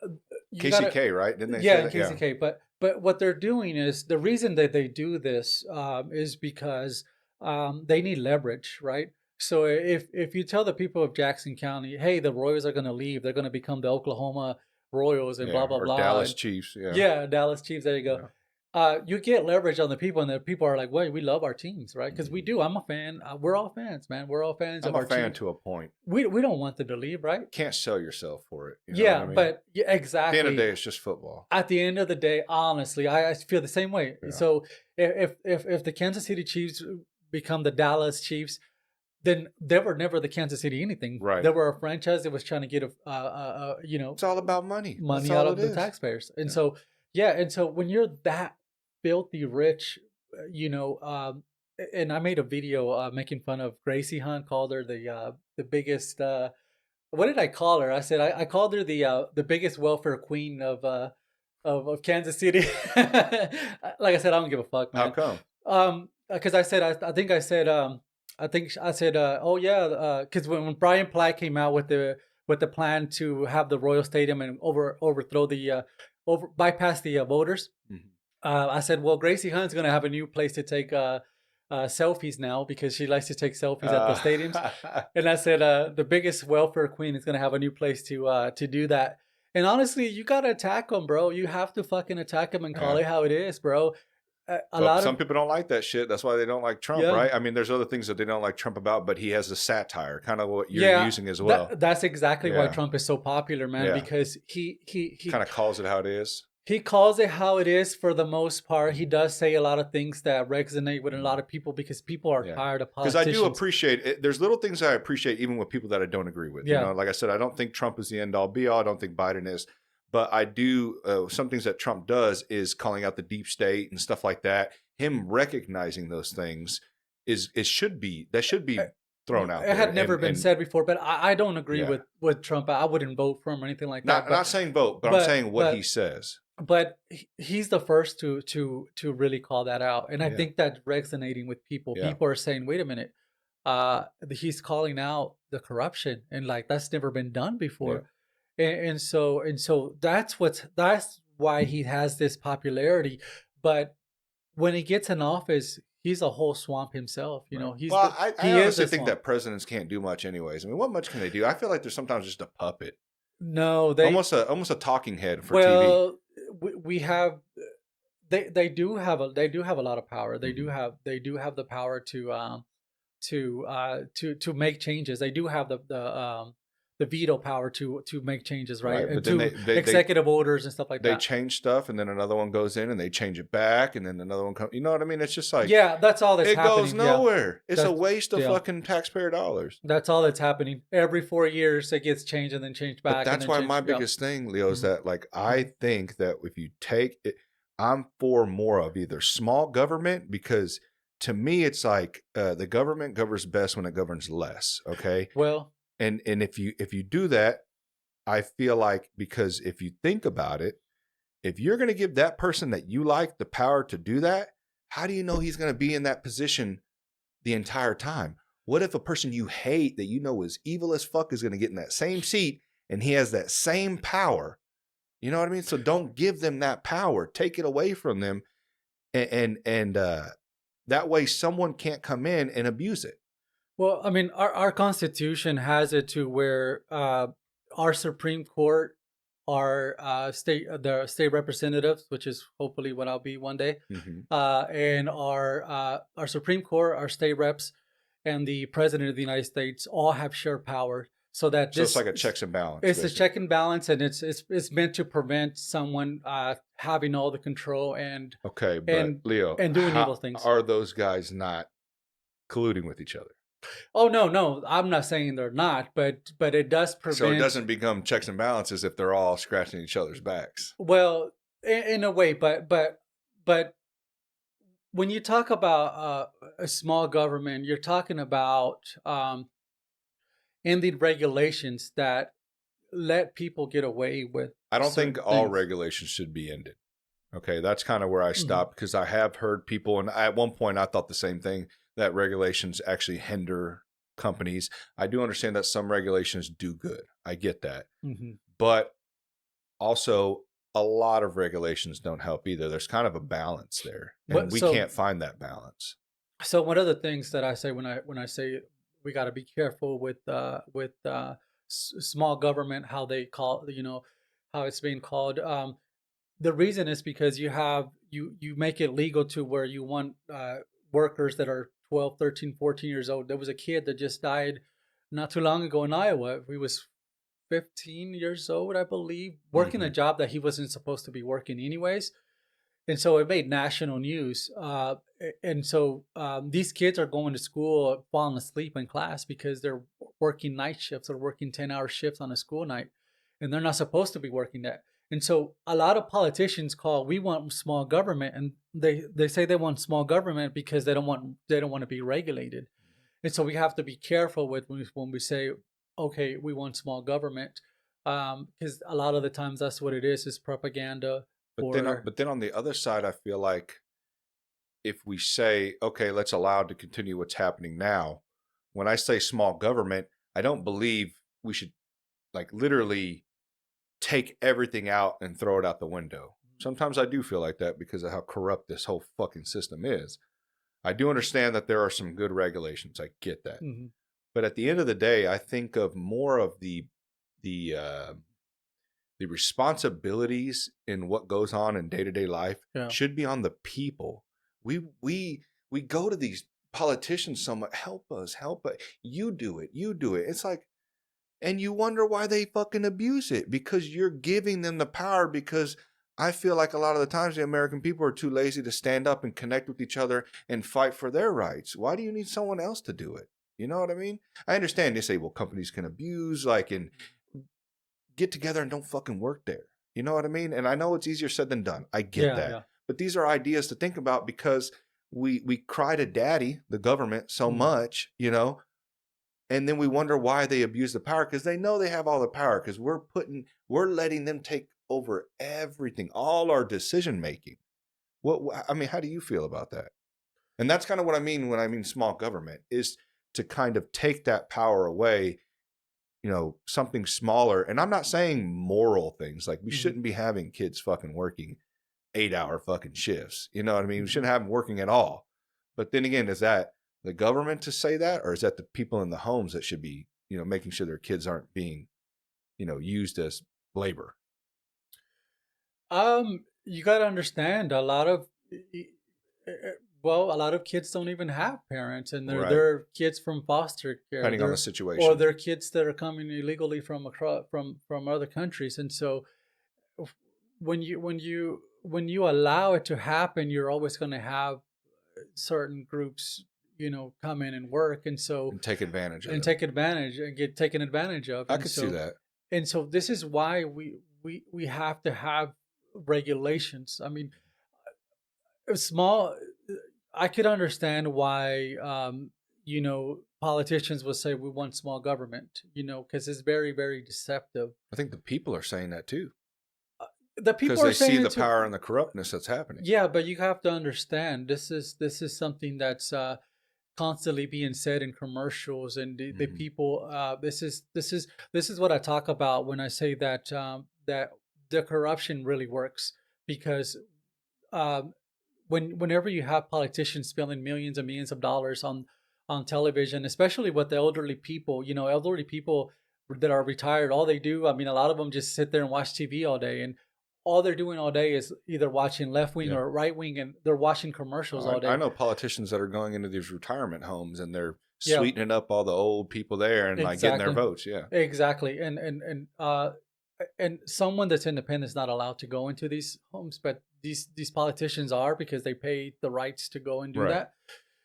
And so if you ask me, it's a lot of it is elderly abuse, because a lot of these older people don't actually know. They just know what they see, what they're told, and they say, "Oh, wow, he's a great guy. You know, he's for a small government," but they don't know that there's an agenda behind that small government movement that they're saying, or even with the Democrats that promise them this and promise them that, and never ever do anything. You know, and so there's no changes that ever. There's no fight between the left and the right ever when it comes to economic issues. They both agree 100% with each other as far as economically. They're perfectly fine with the status quo. The only fights, if you notice, is fights where they have people fighting with each other for certain issues, whether it's Black Lives Matter or issues about women's rights, or issues about. This is where they have people fighting with each other. It's never about actual issues. These are all social issues. These are issues that so how's politics getting involved in that? I guess because they're the ones making laws to ban it, or right. So whenever, and that's part of strategy too. When you think about it, I mean, if you're a politician and you want to keep the people fighting, you overturn Roe v. Wade, and you make the people, even though 70% of the country, even a lot of Republicans agree that women should have the right, and it should be a no-brainer. I mean, our women should have the right. I mean, there's cases where there's there was a case where it was a 13-year-old that was raped, and she got pregnant, and she wasn't allowed to have an abortion. So what's a 13-year-old going to do? I mean, Yeah. where's she going to go? But isn't that a perfect example though, right there? Why is the government able to ban that or make that illegal or make that legal? Shouldn't that just be up to the right of the person?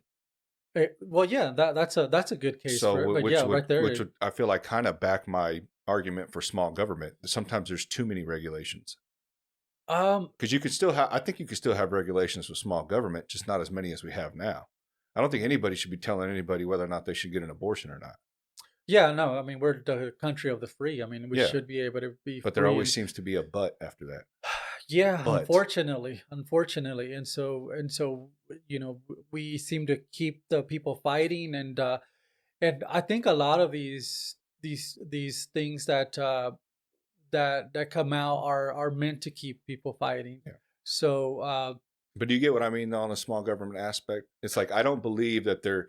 I can't even say I don't believe because I don't know. I'm just going off of some things that I think we should try, and I just think the government's too big. in that specific case, I mean, of course, there should not be Yeah. any. I mean, this is I'm sure there's similar other situations of just dumbass laws that are in place yeah, right now. yeah, exactly. And so there's a lot of dumb Sometimes laws. I feel like in a workplace. Hmm. Sometimes when you're out on the floor compared to the office, Yeah. sometimes you look and you're just like, are these guys bored? Like, because they're just coming up. These processes and procedures work. Why are they creating more and more? You know what I mean? Yeah. Like, you're just overcomplicating shit now. Now you're just suppressing. Like, stop. Stick to the simple processes and procedures that work, and run with that. If it's not broken, don't fix it. You can improve it, but be careful when you talk about improving stuff because you might get carried away to where you make it overcomplicated. It's kind of how I feel with government sometimes. It's like as if, they're always having to validate their position. They're always, I feel like they're like, just like, what can I do to make things better? Blah, blah, blah. Well, I mean, now you're starting to create problems where you're having to hire more of them. You know what I mean? And yeah, it seems like a waste of taxpayer dollars, to be honest with you. Sometimes I feel like the more you govern, the more complicated you're making people's lives, and there's a balance, I feel like, to that. You know what I think? I think, like I said earlier, I think everything is meant to keep the people fighting. And I'll give you a good example of this. Um, so whenever we started noticing climate change and throughout the world and stuff like that, and we started noting it was a problem, one of the names that they came up with to spread the climate change thing, they named it global warming. And to a scientist, that makes perfect sense, right? To a scientist, uh, that name makes perfect sense because um, whenever the glaciers start to melt, and that can cause devastating effects in different parts of the world. But to us common people, a lot of people don't understand. What they need to understand is that that name was specifically pushed by the Republican Party. Let me tell you why. Because um, it's not really climate change that we have to worry about. We do have to worry about it, but no, actually, it is. How can I say it? It's climate change, but it's it's climate that was changed, that we once would see once every 10 years. We're seeing once every year. And so it's not necessarily that it's global warming, it's climate change extremes. And so what's happening with these climate change extremes? So, and that's what in my opinion, that's what it should be called. So that everyone can understand what it is and the problem that is happening right now. I'll give you a great example of this. In Costa Rica right now, there's people that have to paint their roofs blue. So why are they painting their roofs blue, right? So why are they doing that? Um, they do scientific studies that the sun's rays would actually burn down your house. I mean, it gets so hot that it can burn down your house. And we saw a perfect example of that in Hawaii. So Hawaii, a lot of houses burned down, and there was a big conspiracy theory. Oh, why didn't the richest houses burn down, or why, Why was Oprah still hanging out in her right. house? Yeah. And so what we didn't know at the time was she actually had measures to protect, all the rich people do, to protect against these sun rays. They were perfectly Really? aware. Yeah. So it wasn't that the rich were trying to get rid of the poor and take over their land. It was that they were prepared. They had the measures in place for their houses not to burn down. Hopefully, until we start seeing them buying up the land, then that. Well, I mean, that's another story there, Yeah. but yeah, but yeah, now you understand what Which would be just taking advantage of a crisis, pretty much. yeah, I mean, and I'm pretty sure Which a that's what's lot of going to them do. happen. Yeah. I'm pretty sure that's what's going to happen. Hillary but Clinton said that one time, I think. Didn't she say, "Don't let a good crisis go to waste"? I'm sure she did. I mean, she takes money from politicians just as much as everyone, and she's from companies. Yeah. she's from corporations. Oh yeah, Yeah. she's extremely corrupt. I mean, No, I get it, man. Yeah, that I don't know. I don't know where to go from there. You know what I mean? Like, yeah, I mean, well, here's what's happening is that we're seeing these we're also seeing people that are getting kicked out of their houses because of these climate extremes, right? This is real. This is happening. We're seeing storms. doesn't the Earth just naturally climate changes throughout history? I mean, at one point, the entire United States was covered in ice, and it does, Yeah. and you're 100% right. Yeah. But we could do things to prevent it from happening so quickly, and so that's what we need to be. That is a major issue, and we've done nothing in America to do that. Right? We're seeing other countries that are just basically making us look weak on this. I mean, we're seeing China turn the desert into the Green Wall of China. I don't know if you've heard of that, but they're basically reforesting the desert. They're growing trees on deserts, and what they're seeing is natural springs come up of water, and animals that were extinct are coming actually back. And so, but you're also talking about the other side of China, who literally dumps pollutants in the air, through all their factories. They did. I mean, there's places in China that literally they wear masks because it was so bad. Yeah, so bad. Yeah, right. It was so bad they had to wear masks, and so not saying we're any better. I mean, you go into sunspots in like Los Angeles or big heavy metropolitan cities, and it's just you're seeing it not good quality. But they're at least turning it around. They're but that's my thing on it is that, like, I don't know if there's a true solution to actually stopping climate change, and I wonder sometimes. I'm not saying we don't play an impact, but is it as bad as they're making it seem? Because you've seen a lot of the kind of fuckery on some of the people who are kind of supporting that, like the Leonardo DiCaprios and all that stuff, who are still flying around on big old jets and stuff and still contributing, but yet fighting for it. It's weird, you know what I mean? Or even like going the electric route. We know about the cobalt mines of slave labor and lithium or I don't know if it's lithium batteries, but the batteries they use for these electric vehicles are just as bad for the environment, and the big wind turbines, them having issues as well. So is there a clear definitive answer on stopping climate change other than going back to times to where we're not traveling as much, or we're staying in one area so where we're not dumping pollutants in the air? I mean, I don't believe we living could, off the land kind of type deal. Well, I don't believe we could stop it completely, because I think we already reached that turning point where scientists have said it's too late, but we can contain it and we can slow it down. For example, one of the things that China is doing, and I was hoping that we did the same here too. I actually invested in a company with electric buses and all that stuff. Yes, the maybe in America is true. Getting lithium from other countries and shipping it here creates more harm than it does good for the electric cars. Maybe that's true here. The people that are having to mine it. Yeah, because the semis here are gas powered, and everything is gas powered. But there's other country where there's not. I mean, in China, for example, everything's electric.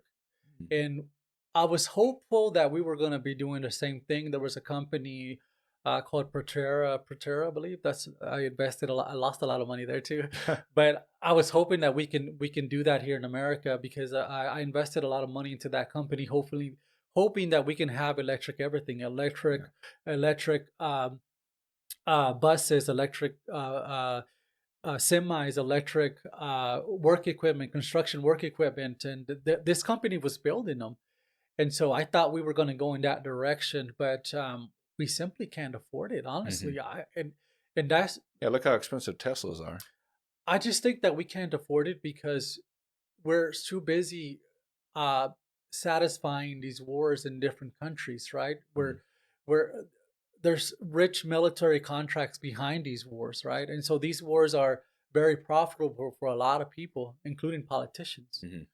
And so that seems to be more important than anything else.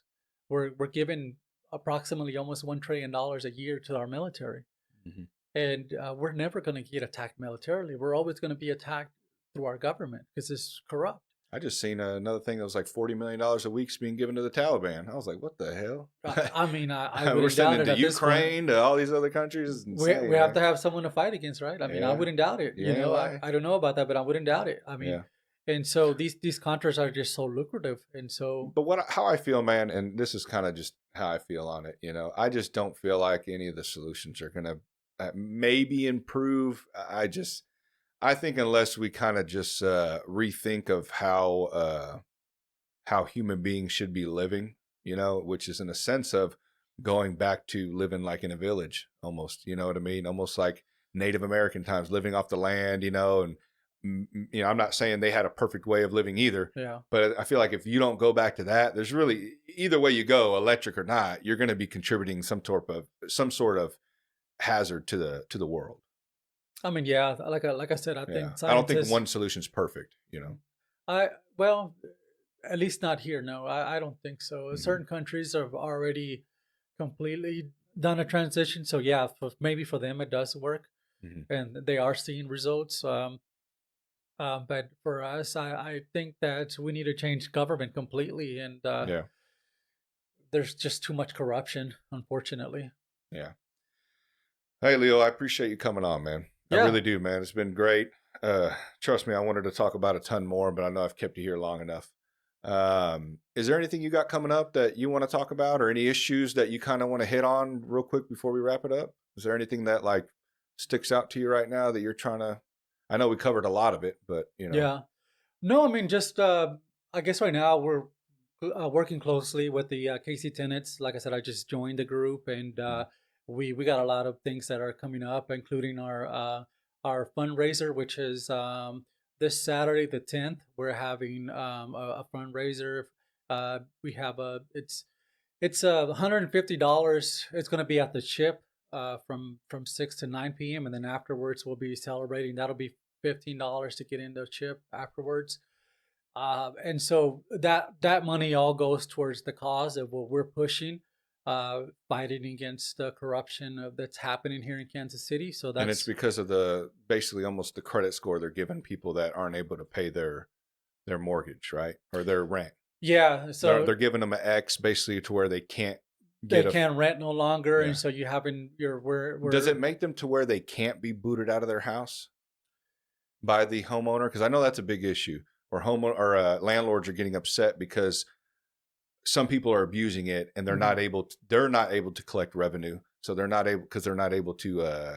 That's not necessarily true here in home. Kansas City, but it does happen. There's places like California where that does happen. Yeah. They can't boot them, but here in Kansas City, it's a lot different. But that's not what they're trying to do. No, they're just trying to make it to where, like, hey, if I get into a rut, don't fuck me over for the rest of my life to where I can't get a home and I have to live out they in want the to make street. it affordable, right? So you have a lot of people that are coming from all over, and Mayor Quint Lucas just invited more people to come. $1,500 a month ain't affordable.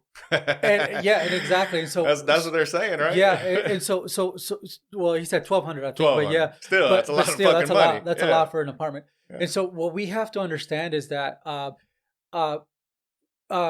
a lot of the people that are coming here from other countries, there a lot of them stay in the same household, right? And so they share rent cost. And Americans don't do that. So it's not like you get a group of your friends and go rent an apartment, And so now they're having to. Maybe you're seeing it a little more now. Probably, I've got a brother. Right. He's got to have a roommate. Back when we were younger, we could move out on our own. It wasn't that bad. $500 a month apartment payment. Exactly. Yeah. And so landlords are taking advantage, and they're just, Oh, jacking up the increasing. prices. Yeah, And fuck. so that's what we're fighting. Mayor Lucas did a horrible job uh, during the protest of the homeless problem in Kansas City. So Yeah, he was dumping them off in different towns. I heard yeah, they were dumping them off in North Kansas City and saying, "Oh, I cleaned up the problem." No, you didn't. You exactly. just moved them around. Well, that's exactly what happened. So there were for people that don't know, they were protesting in downtown.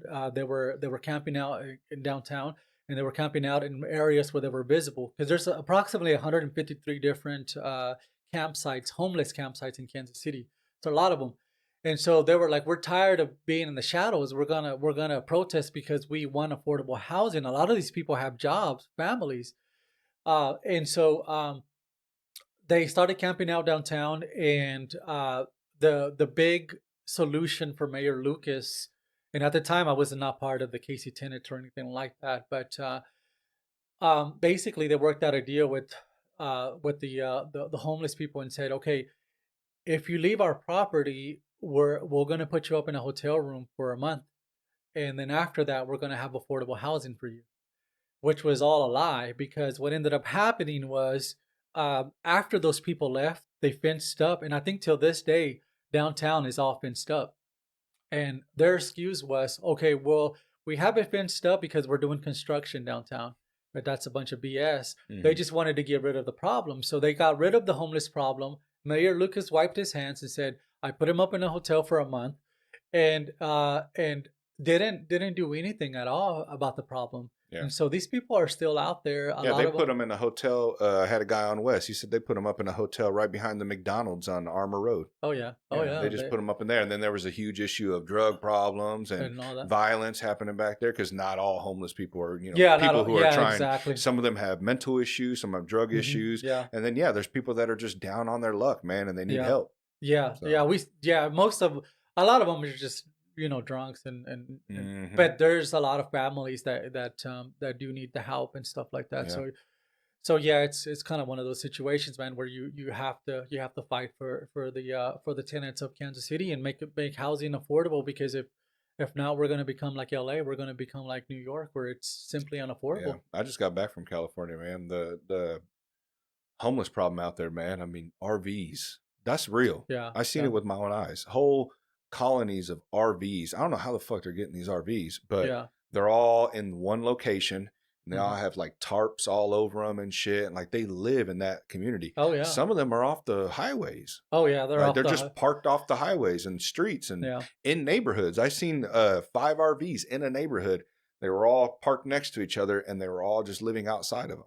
So it's getting bad. It's horrible, and what we have to understand is that we don't see this anywhere else in the Yeah. world. Nowhere in the world do we see this. Really. Not even in Mexico. Not even nowhere. You don't see Well, it I'm sure like there's this. slums. Like there's definitely places of poverty, third There's world poverty. Well, yeah, no, I mean, of course, you have poverty, but Yeah. these people have, at least housing, and so you don't see what we see here in America. We not where people are just, uh, there's pieces and everywhere. There's diseases that they have to come out once a week, tell everybody to move their stuff, and they basically wash the sidewalks Yeah, they because said there's like diseases from a long time ago coming back, like because of how nasty those areas are. People this not is taking horrible. care of themselves. It's horrible. It's horrible. Yeah. In LA, for example, you have a lot of these skyscrapers that are basically, a lot of them are sitting empty. I don't know if you ever saw that famous video of the graffiti where they literally they did graffiti on every Oh single yeah, I've level seen that. of that. That's because no one's in there. Yeah, No one's occupying because they're so expensive. yeah. And so there's Which, granted, I don't know why you're tagging up the building, but yeah, yeah, yeah, it's exactly. yeah, I mean, it's like those come people, on now. yeah, they should be in jail. But Yeah, I agree. yeah, But maybe not jail, but they shouldn't be. You shouldn't be doing that, yeah, yeah, doing that. yeah, Yeah, yeah, and so but yeah, I mean, why have the building like that, empty when you have all these people that are homeless? Why not create some sort of system where it's affordable for the poor? Because for the middle class, you need people, you need workers to to do jobs, stuff A like lot of that. them aren't thinking like that. They're Mhm. just seeing the money. They're like, I want to increase profit. And think about it. Companies hire people literally to Mhm. increase profit every year. Oh That is yeah. their job. It's not to stay stagnant. Is you better make me more money every Yeah. year. You know? Yeah, and we have a situation where it's successful here in Kansas City. I think it's over in the west side. You have these huge houses that are on the hill and up the hill, Oh yeah. and you also have affordable housing that's underneath. I forget the street name, but that is proof that it can work, because you can have middle class or lower class, whatever you want to call it, living within an area of the upper class. And so anytime you have people trying to build affordable housing in Kansas City, whatever area it is, you have opposition is saying, no, we don't want those ghetto people here, we don't want that. But when you look at the program in the West Side, when you look at what they're doing, and these are $1 million homes Mhm. that are next to affordable housing, so it does work. It can But work. I think their mission is probably to buy up the rest of the homes. I think it's a slow drip, right? Because that's what the West Side's upset about right now is No, that they're building all these $1 million homes in mhm, their neighborhood. It's increasing their property taxes. In my mind, whoever's doing all that, the yeah, developer on that, or not even the developer, I don't know who it would be, but I think the thought is like, okay, we'll allow it for right now, but over time the property tax will increase so much mm. nobody will be able to live here. That's exactly, you bring up a great point Yeah. here. So here's what happened in my specific neighborhood. So when the city announced about 10 years ago that they were doing something, I decided to buy a home in that area, knowing that the city was going to start What doing area is upgrades. that? This is Pennington Heights. It's I guess you could say in between. It's close to Columbus Park, Yeah. and Okay. so they were doing something out there, and they started doing a bunch of stuff out there. And so I thought it was, for me, it was perfect. I'm buy a house there, and I know the value is going to go up. I paid next to nothing for the house. It was all destroyed. I did all the construction pretty much myself. I know how to do pretty much a little bit of everything. Hmm. Pretty much everything now. and so I could probably build you a fucking house, and honestly. Yeah. And so this was perfect. I loved the home, and I rebuilt it and everything. But then you had these people, these investors that started coming in, and I started noticing, and what they gave them was a 25-year tax break. So they gave them a 25-year tax break for fixing up the same houses that I was already fixing up, right? And we were already fixing up us neighbors, because there was other people that were doing the same thing that I was. Right. And so these investors come in and they buy, and one of the investors I met personally, because he had 18 houses there in that area, and he lives in Thailand. And so he bought a house literally like two houses down from mine. They gave the guy a 25-year tax break to increase his taxes, but everybody else around him, all of us got our taxes raised at least 5 or 6 times, like you said, over the So last how is he six. making that deal? Just because he has money? Exactly, So he has exactly. more money to throw around, so they're going to give him a break because he's So buying up more properties. So because he's got a lot of properties, because he's an investor, because he probably knows someone downtown, and he doesn't even Yeah, live in the it country, doesn't even make any fucking sense, and he dude. doesn't even live in Why the are you fucking helping the dude with money? Help eggs. the guy that doesn't have as much, And so you have or don't people, help anybody at all. yeah, Keep it neutral. keep it neutral, yeah. Yeah. And so you have these people who are neighbors of mine who are elderly, who are living paycheck to paycheck, and so this increases that they're doing affects them to the point where they can no longer live there. Yep. I mean, And they can't maintain their home. let me give you a perspective.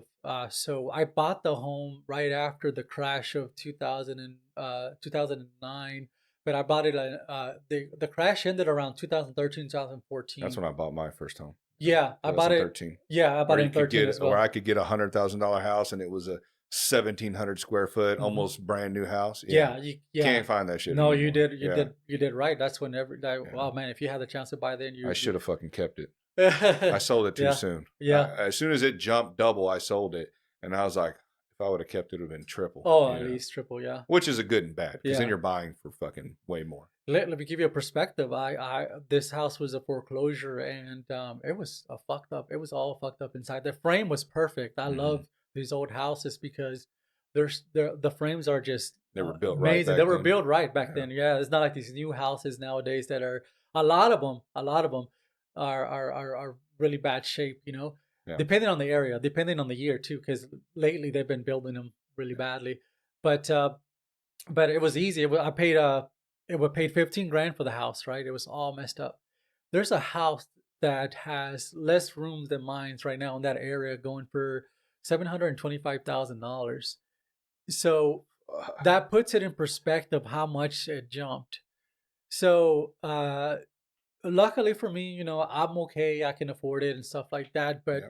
But you're I thinking about other people other than yourself, I mean, I made which is relationships with these neighbors, yeah, which right? is what people aren't in office aren't doing. They just think Yeah. about them, They or they let say they care about you, and then it's they let my fucking rooster Francisco run around, and you know, make noise every day at 4 o'clock in the morning. You know, when I had him, and so yeah, no, I made relationships with these people, man, with all my neighbors and shit, and so for them to see that they struggle more and more and more, it's like you have to fight back for what's right, because where is it going to end? yeah. Where are we going to end? Where you know what's going to happen to the young people that can no longer buy houses. I honestly think it's going to end up like California, where you're driving an hour and a half, 2 hours to work because you can't live within that area because it's too Wow. expensive. I mean, that's what they're doing now. I know of people in those places that are driving 2 hours to work because it's too expensive in that area and Wow. all the jobs are there. You know what I mean? So you're having to live further out in order to afford housing because, as we know, if you go way out into St. Joe or, upper, out into the Mhm. lesser of metropolitan areas, it's going to be a little cheaper to afford a house, Yeah. Oh, yeah. but That then makes you're sense. Yeah. sacrificing, well, there's not very many jobs up there, so you're having to drive and commute hours away in order to make money there, but then you're having being able to afford out there. So Fuck, it's fucking crazy, man. yeah, Our politicians are fucking destroying but I the. think, dude, it sucks, man. I just think it's gonna happen. Yeah. That's the sad part, man. Like I wish I want to feel you know like there's going to be change, but how do you get everybody together when everybody's so much apart right now? Everybody's fighting. Everybody's fighting about dumbass shit, man. They really are. Yeah, I agree dumbass 100%. shit. And they're just sitting back and just letting it happen and acting. I mean, there's just so many people are so gullible. They hear these people talk on the news and on these interviews and oh God, I believe that person. Like, would you believe a random person that wasn't wearing a suit and tie telling you this shit? No, you'd be a little skeptical. Something I But, learned but is guys in suits and ties are usually the most fucking corrupt. Honestly, a lot of the times, brother. I mean, look at bankers, look yeah. at fucking politicians, and Is you that why know. you don't wear the tie? I, You're like, I'm gonna fight back I a little have bit. suits. I have a lot of suits. I wear them. I wear suits, but Yeah. yeah. I mean, sometimes I mean I like dressing up, brother. I mean, I go to a Well, lot of Leo, don't events. don't don't don't go corrupt on us, man. Oh All no, right, fuck no, bro. hang in there, man.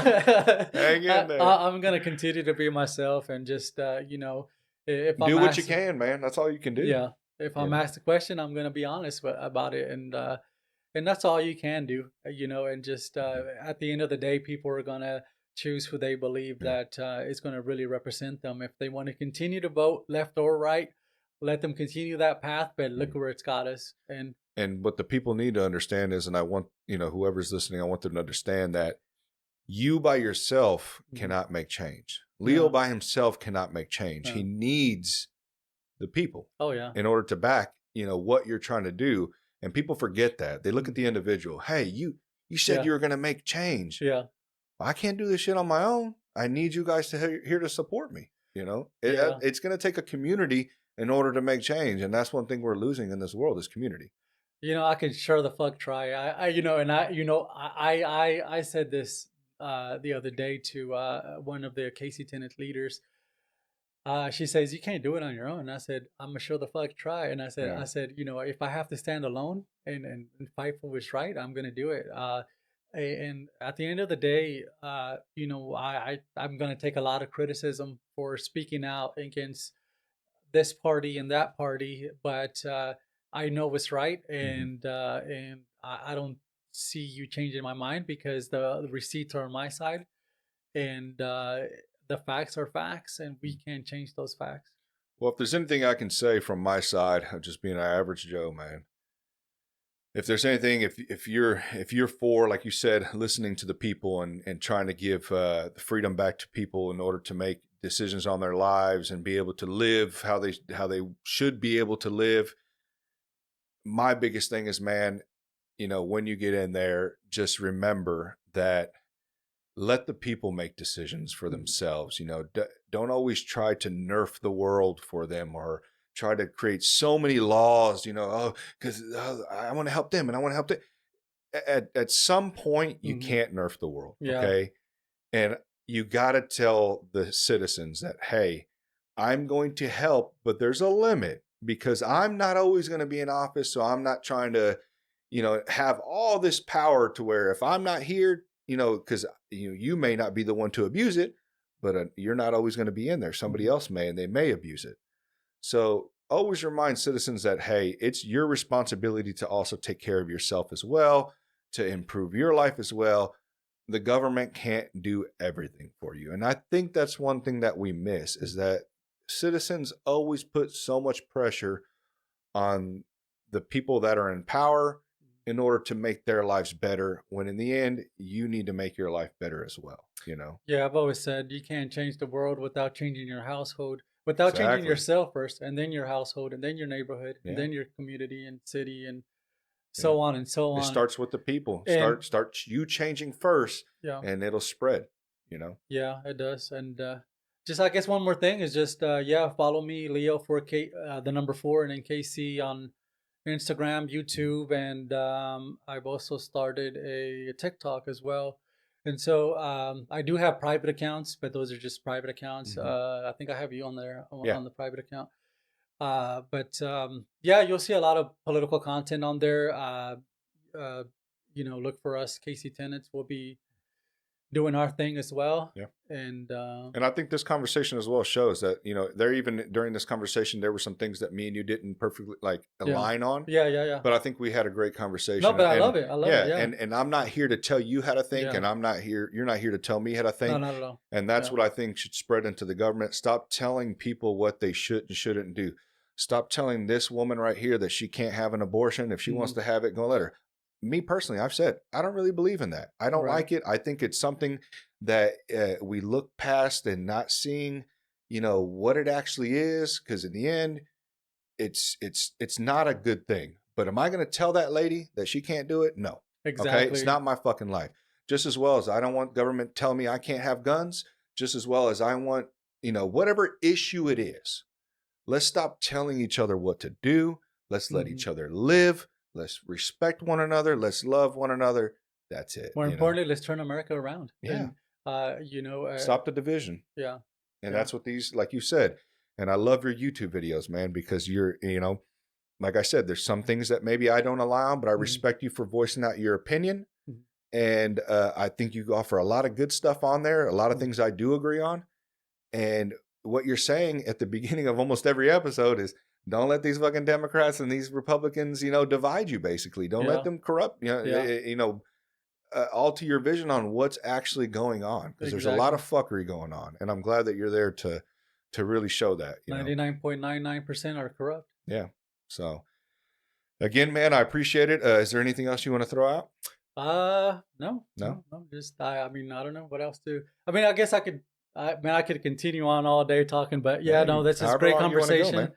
Great conversation. You're welcomed on anytime. I'm sure there's more that we could cover. Yeah, definitely, man. We'll cover another day. There's a lot of my backstory and stuff like that, and there's a lot of very interesting, I think, content.